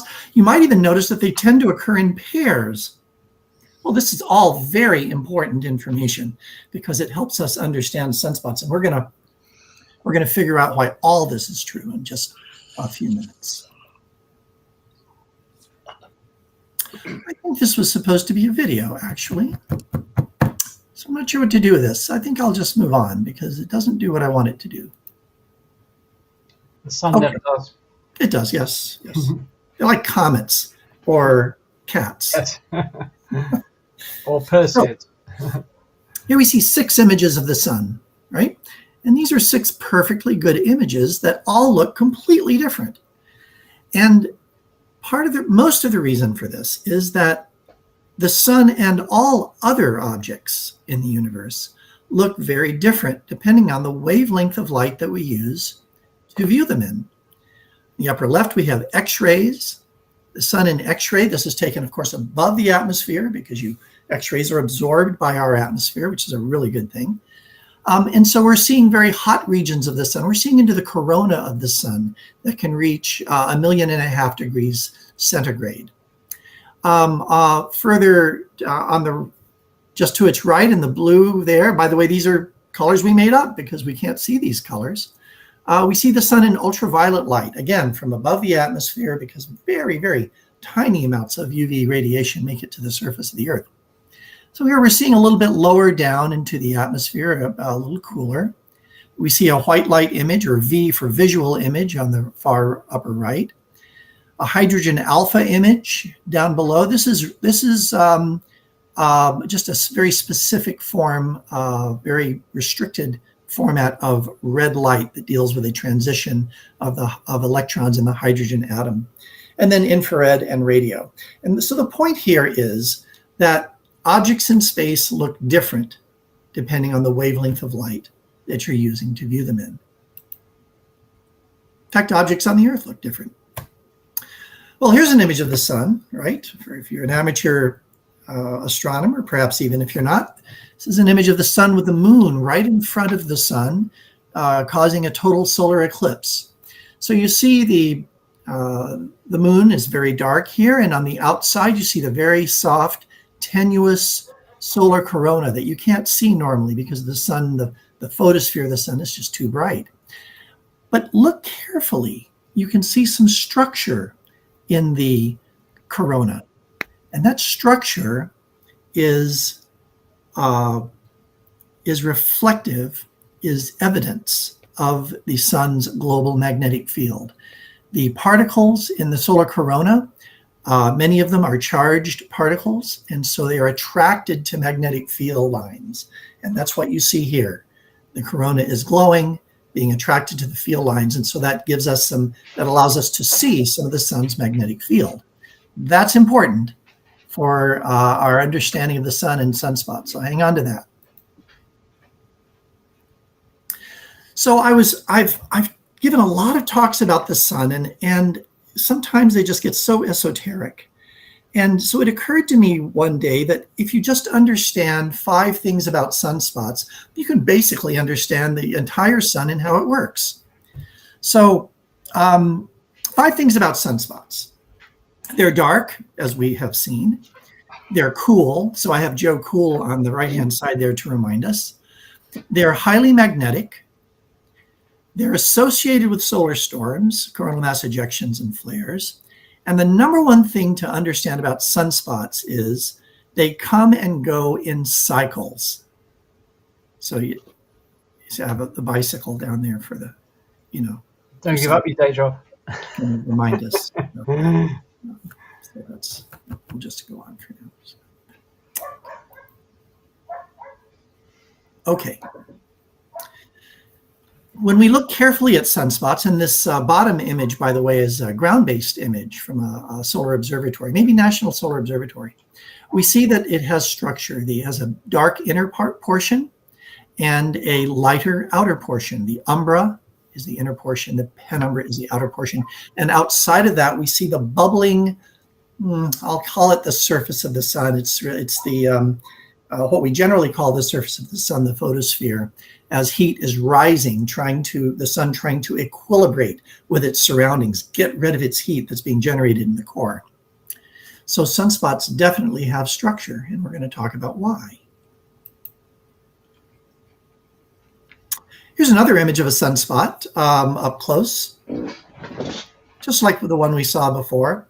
The inner darker part, the umbra, is cooler than the surrounding area, the penumbra, which is also cooler than the surface of the sun. Surface of the sun, let's see, we have mostly UK people. So do you guys use centigrade, Fahrenheit, Kelvin? What do you use? It's about 6,000 degrees centigrade.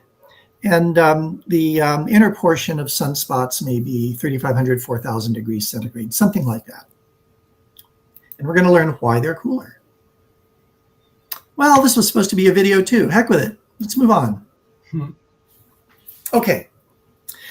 We have very good evidence now from the physics and from observations, especially a field called helioseismology, which is looking at how the sun rings as sound waves propagate through it, that we can look at the sun as being composed, at least from the photosphere down, into 3 parts: the core, the radiative zone, and the convective zone.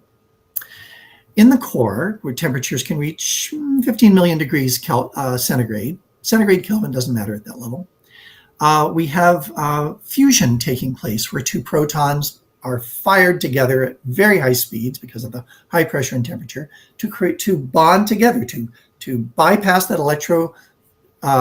repelling force and actually fuse together. This cannot happen in classical mechanics. In all of the physics that we learned in up to the 1800s, this cannot happen. But we know now through quantum physics that this does happen. So that produces the gamma ray photons that begin in the core of the sun. They migrate out into a region called the radiative zone where they are scattered by electrons, free electrons in that zone. And they're scattered so much, just kind of like a drunk man's walk, if you've heard of that, that it takes on average, statistically, about 100,000 years for that single gamma ray photon to get out of that radiative zone of the sun. 100,000 years. As you move out from the center, it gets cooler and cooler and cooler. And so all of a sudden, you can form atoms. You can have electrons kind of hanging on to nuclei. And as things cool, the most effective means of heat transport is convection. And so they form these convective cells that rotate. And those gamma ray photons hitch a ride on those convective cells, reach the surface of the sun, and then it's 8 1/3 minutes to get to the Earth. Okay. We know sunspots are dark. I've told you they're magnetic, but how do we know? One of the ways we know is that we see a quality when we look at the spectra of sunspots. We see a quality called Zeeman line splitting. Zeeman line splitting. And it means that spectral lines in the presence of very powerful magnetic fields will split into 3 parts. And we see this visually here of a spectrum where a spectral line has split. That is observational evidence that these sunspots are very magnetic. And the reason they're magnetic is that the sun rotates. But it doesn't rotate like a solid sphere. It rotates like a kind of gloppy, gas. And so the equator of the sun rotates once every 27 days or so. And it's rotating faster than the upper and lower latitudes. So the magnetic field of the sun gets dragged around time after time, month after month after month, until it gets really tangled. You might imagine having if you knit, I don't know how many of you knit, but if you have a big piece of yarn and it's all kind of, clumped together, and you throw it in the bottom of your closet, that piece of yarn might have a little piece of yarn sticking up over all the rest of them, just a little piece. And that in the sun would be a sunspot. And since that little loop of magnetic field is looping above the sun, you have one side and the other. You have a north and a south pole, because magnets have north and south poles. There are no magnetic monopoles. So the sunspots are magnetic, and this is really important. Just an image of the sun in ultraviolet light, showing many, many active regions on the sun. You can even see little loops. If you look on the edges of the sun here, you can see little loops of this plasma. And this is the material rising from a sunspot, from one side of a sunspot, and diving back down into the other, because these plasma obey magnetic field lines, just like as we saw before. So why are they cool? They are relatively cool. And the reason is that the magnetic field in the region of these sunspots is pushing down on that gas that's trying to upwell to the surface. Remember the convective zone just under the photosphere?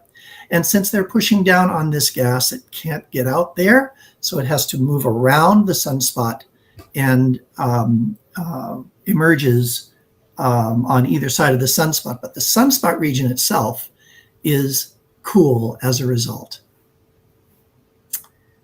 Now, okay, this is my favorite slide because it has a little equation in it. And it's actually not that hard to understand.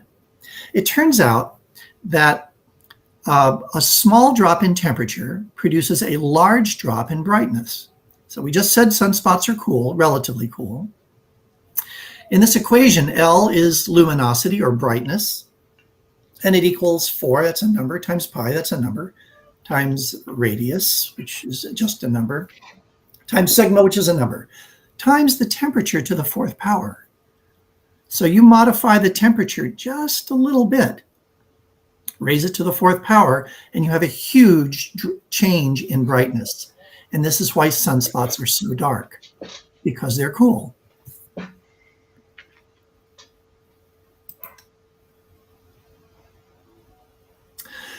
It also turns out that solar storms, and we're seeing a lot of solar storms these days because we're very near solar maximum, solar storms tend to occur around large sunspot regions. Solar flares, which are generally dominated by electromagnetic radiation, and coronal mass ejections, which are dominated by particle radiation, they tend to occur around sunspot regions. So during solar max, we see lots of sunspots, bigger sunspots in general, and more solar storms. No accident. So, what have we learned about sunspots? They're dark. We know why they're dark. They're cool. We know why they're cool. They're magnetic. We've seen evidence of that. They're associated with solar storms, just because I told you. And and they come and go in cycles, but we haven't talked about the cycles yet. Let's see if I have a. That's fantastic. Where are we in time? I don't know how to break this up quite.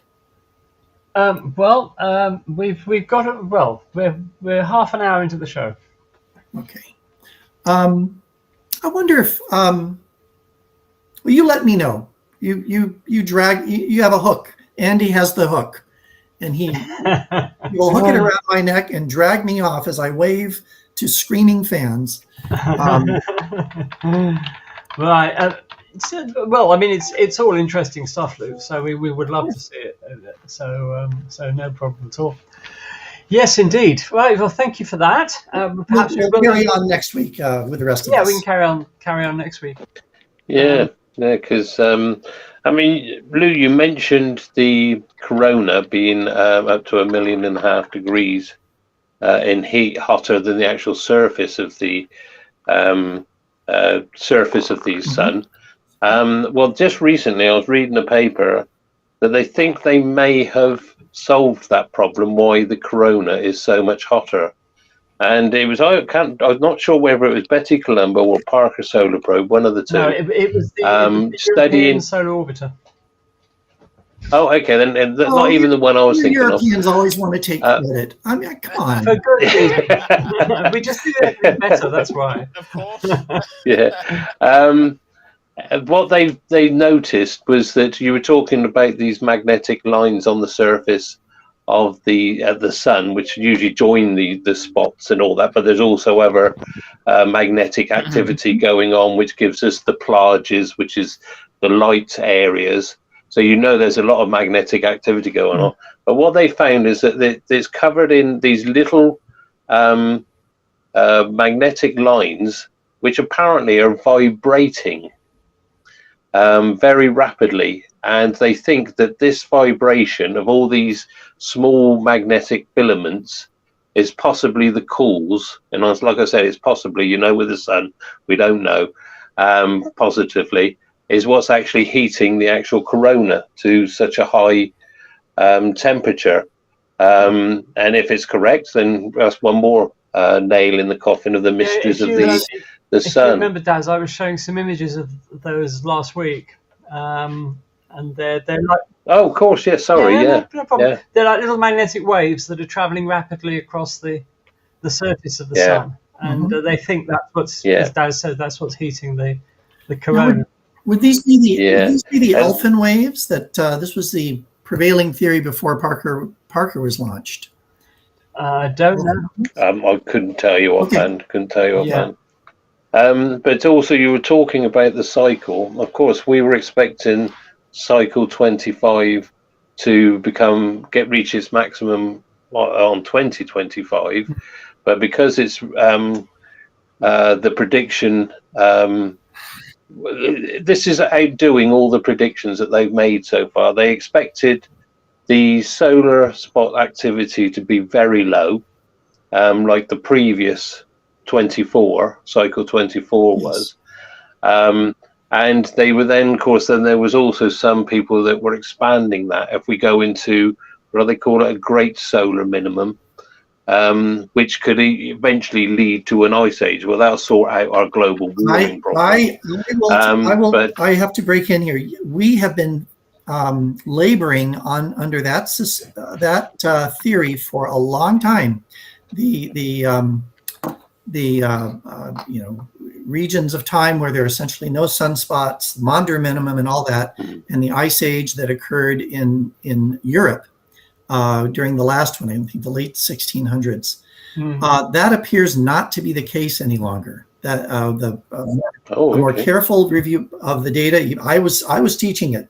But a more careful review of the data suggests that sunspot minima, even prolonged sunspot minima, do not result in mini ice ages as much as we need a mini ice age right now. I don't think that's borne out by the data. Not gonna happen. Not from that anyway.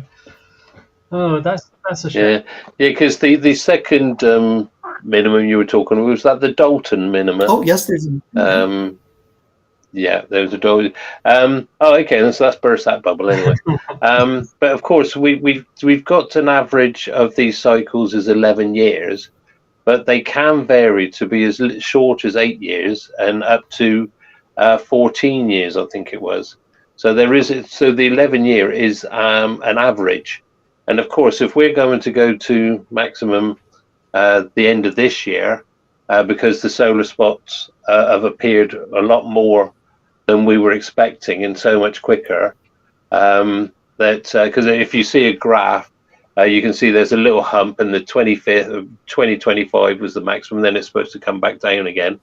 The actuals, if you look at what the actual sunspots have gone, it's actually above the line and climbing still at this very moment. So if we do go to a maximum at the end of this year, it would be interesting to see whether that means we're going to get a very long decline to a minima to cover sort of like more towards the 11 years, or we're going to have a very short cycle.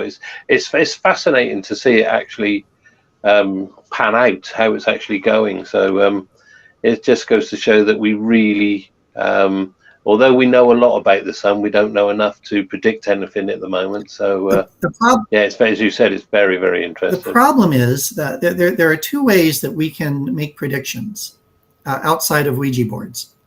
One is to look at the previous behavior of the sun, right? And we had seen that the solar maximum had been declining over the previous cycles. The other, which would be much more accurate, would be to actually understand the solar cycle, why it is the way it is and what drives it. I mean, there's some thinking that gas moves latitudinally and dives down to the tachocline region below the photosphere and all this stuff. And we don't really understand it.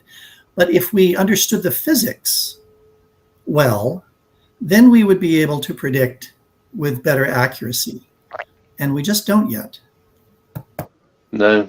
I mean, one thing I did forget to mention is we could also have a double peak of maximum. It can start to decline and then pop back up again. So it's fascinating. I find these sunspots and these cycles. And of course, I think it was Ian mentioned it last week when we mentioned the sun, is that at the end of this cycle, the poles will swap. So that's one of the ways we know that the cycles come to an end.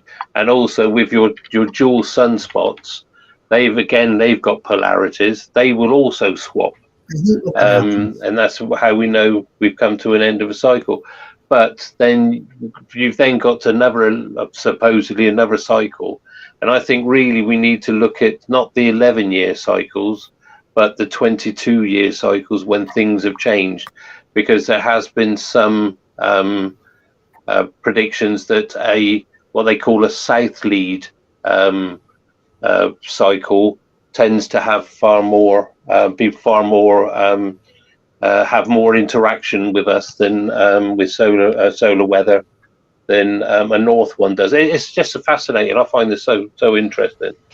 And if anybody wants to know a little bit about, I mean, Lou's done a wonderful job as regards telling us about the sunspots. If you look at on the YouTube and look at our the presentation, which was does the solar cycles interact with earthquakes and volcanoes on Earth, have a look at that, and that'll give you a brief description of how these cycles work. So and can I just say as well that sunspots are not unique to the sun. We have actually observed them on the surface of other stars.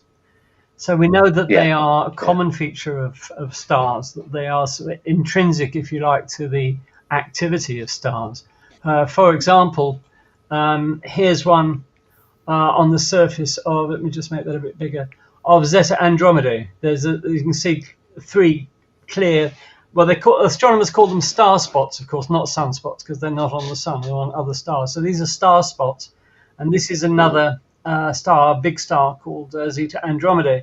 And I think they've imaged them on Betelgeuse, Regulus, and Antares, if I remember right. Yes.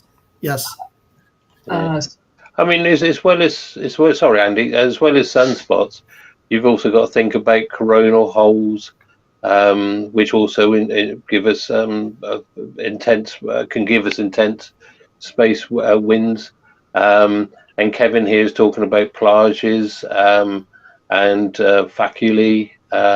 There's a lot of things that actually go on the surface of the sun, which all interact, and they all do their own thing. I mean, there's been a couple of this week alone, we've had about 3 or 4 storms come our way from flares and coronal mass ejections. It's really ramped up at the moment. And if you want to look at this, a website which I've just found recently, it's called solarham.net.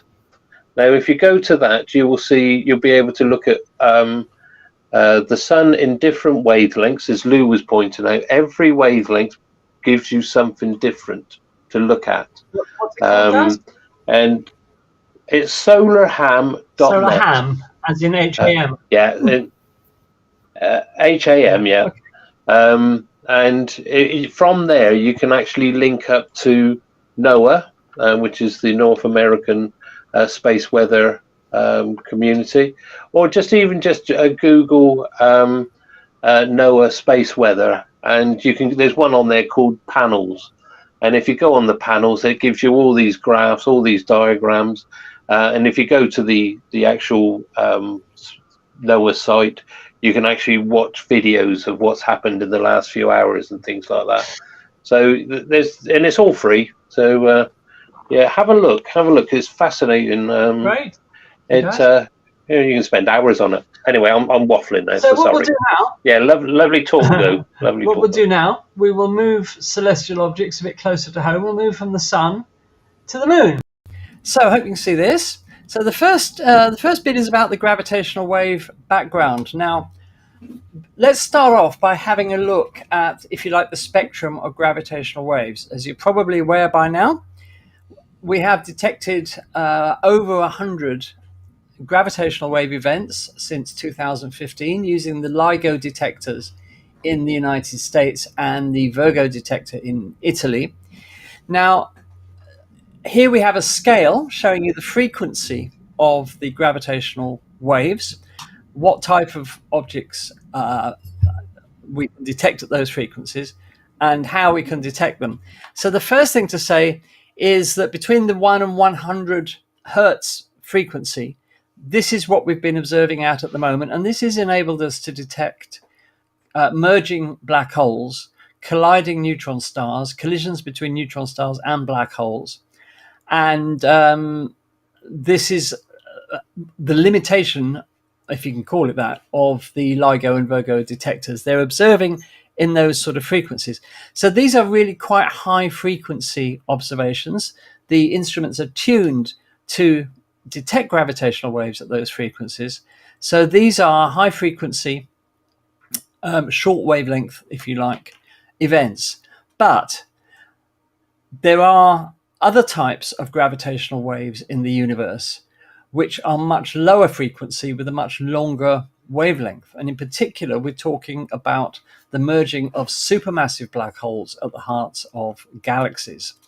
And this is right down here at 10 to the minus 8, 10 to the minus, well, between 10 to the minus 7 and 10 to the minus 9 hertz in frequency. These are much longer wavelength events. It's reckoned that some of these wavelengths could be light years long. And to detect these, one way of doing it is to use pulsars to detect these gravitational waves. Now, to do this, you use the thing is called the pulsar timing arrays. And astronomers have used millisecond pulsars for this. Now, what are these? These are pulsars that have got a rotation speed of less than 10 milliseconds. And we know their rotation speed incredibly accurately. They are the universe's most accurate clocks. They in terms of timing, they rival the most accurate atomic clocks that we have. The fastest spinning millisecond pulsar yet discovered rotates at an amazing 716 times per second. And they thought to spin at that speed because they've been accumulating material from a companion star, which has the effect of speeding up their rotation. But the important thing is here, they are incredibly accurate clocks. Now, astronomers have used 68 of these, all at different distances from the Earth. And as the pulsars spin, these lighthouse-like beams of electromagnetic radiation, be they X-rays or radio, flash in the direction of the Earth so that we can see them. Of course, this is greatly slowed down because these are millisecond pulsars. They're rotating once in less than 10 milliseconds. But I didn't manage to find an animation that would show you that rotation speed, funnily enough. So these are 68 pulsars at different distances from the Earth. And we know exactly, to an incredible accuracy, many, many, many decimal places, exactly how long they take to spin once. So what happens is that you have a gravitational wave which passes through the universe, and this has the effect of delaying or advancing the time at which the pulsars, the signals from these pulsars actually arrive. And by working out exactly how long these signals are advanced or delayed, you can learn something about the gravitational wave that has passed through the universe that has actually done that. Now, look at it another way. Here we have a graphic showing the Earth surrounded by these millisecond pulsars. Far off in the universe, as we know, there are galactic collisions between galaxies, where the two black holes, one in each galaxy, or in some cases more than two galaxies collide, in which case it'd be three, they come together and slowly begin to orbit each other at the center of the galactic merger. Now, they probably orbit each other for, many, many, many thousands of years, but they inexorably come closer together. And as they do, because they're accelerating around each other, they radiate gravitational waves, because anything that accelerates in the universe generates these gravitational waves. How do we know that this happens at the center of galactic clusters with these supermassive black holes? Well, we can actually see it. Here you have an X-ray image of the center of a galactic merger 400 million light years away. And you can see clearly here that there are two superheated disks of material showing up in X-rays. And if they weren't that hot, we wouldn't be able to see them in X-rays. And these two disks surround supermassive black holes. Now, to see the gap between those supermassive black holes at a distance of 400 million light years means that, of course, they're very far apart. Otherwise, we wouldn't stand a chance of being able to split those into two separate objects. Those two black holes are separated by 5,000 light years, believe it or not. That's the gap between the two you can see there. If we add the radio data into that graphic, we can see the jets of material that the black holes are firing out across the universe. And they are swept back, if you like, in this combined radio and X-ray image, because the black holes are plowing through the interstellar medium at about 1,200 kilometers a second. And this forces their jets to be swept back as if they were in a wind, if you like. So we know that we can see these black holes which one day will merge. And as they do get closer together, the gravitational waves from them get stronger and stronger. But the point is that they are very long wavelength, low frequency gravitational waves. Now, why would a pulsar either advance or retard the signal from a pulsar? So if you can imagine, you have a photon leaving a pulsar on its way towards the Earth. And because gravitational waves stretch and squeeze space-time, they stretch it in one direction, squeeze it in another, the photon will actually have to pass through a greater or longer distance, because space is either being stretched or squeezed. And this means that it will, if it's being stretched, the photon will take longer to pass through the gravitational wave, because space is literally being stretched. So the photon takes a longer time to arrive at the Earth. So its arrival is delayed compared to when it should be arriving, because we know exactly when it should be arriving, because they are the universe's most accurate clocks. Similarly, if space is being squeezed, they arrive in advance of when they should arrive. Now, what astronomers have found is this, that there is a background noise in the universe of these gravitational waves, because gravitational waves according to Einstein, and we have to say we think there are quantum reasons why this probably doesn't happen, but according to Einstein, gravitational waves never die out altogether. They just keep traveling forever. They get weaker, but they never die out altogether. So in the history of the universe, all of these mergers, and there've been probably countless mergers between supermassive black holes, all of these gravitational waves come together over time to form this background hum, if you like, of gravitational waves to the universe. And this is what they've now detected with the pulsar timing array. Now, it has to be said, first of all, that merging supermassive black holes is not the only explanation for this background hum in the universe. There are actually some quite exotic explanations that could be true, but obviously there will be more studies needed to determine exactly what the cause of this hum is. But the most likely candidate is these supermassive black holes. The project to do this, the pulsar timing array, has been running for 15 years. So they've had a chance to collect these long wavelength gravitational waves over 15 years, coming from all over the universe. And the whole point about it is, and the great thing about this is, that the pulsar timing array, well, it's not just one group of scientists. There have been similar experiments going on using pulsars, but using different pulsars in India and other places. And there are several groups that have now all come up with exactly the same results, that there is this background gravitational wave hum, if you like, to the universe, which means that the Earth is being bathed in these gravitational waves all the time, and everything on the Earth, including you, of course, including everything on the Earth as well as the Earth itself, is being stretched and squeezed all the time by these gravitational waves. Now, you won't feel it, of course, because the difference in size of being stretched and squeezed is about 1,000th the diameter of a proton. But it is happening, and we now have the instrumentation to detect it. So over time, all of these gravitational waves coming from all over the sky merge into this background that has now been detected by the pulsar timing array. For the future, this is fantastic, because what they hope to be able to do is to actually pin down where these gravitational waves come from, what types of objects are producing them. But as I said, it's more likely than not to be merging supermassive black holes.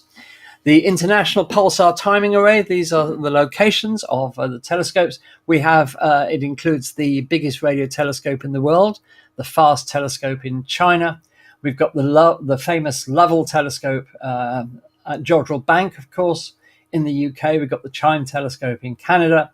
Arecibo, before its unfortunate demise, was taking part. We've got Meerkat in South Africa, which is a precursor telescope to the world's biggest radio telescope, the Square Kilometre Array, which will be complete hopefully before the end of the decade, although it might be a little bit delayed because of COVID. We've got the famous Parkes Radio Telescope in Australia, and we've got a couple of others. But, there have been several groups of scientists working on this and asking the same questions, and they've all got exactly the same results. In fact, the different teams coordinated about when this was going to be released last week, so that nobody was scooped. And there's just some of the telescopes involved. The Jodrell Bank, of course, at bottom right, the Chime telescope above it, and so on and so forth. So that was the announcement. We finally detected this gravitational wave background in the universe, and the future for gravitational wave astronomy, which is, let's not forget, only 8 years old as a science, it's already detected this. And this science of gravitational wave astronomy, the first time we've been able to observe the universe in anything other than light electromagnetic radiation, has advanced amazingly in 8 years. And the two LIGO detectors, or the three LIGO detectors, I should say, the two LIGOs in America and the Virgo detector in Europe are now back online, working together. They came online the last week of May, and they have made lots of detections already. I was looking the other day, one day in particular, they made 9 detections of gravitational wave results yet to be analysed. But, even if half of them are terrestrial in origin, something vibrating on the Earth rather than the vibrations coming from space, then the upgrades that they've undergone over the last couple of years will be well worth it. So we're all really excited about the future of this fledgling science of gravitational wave astronomy.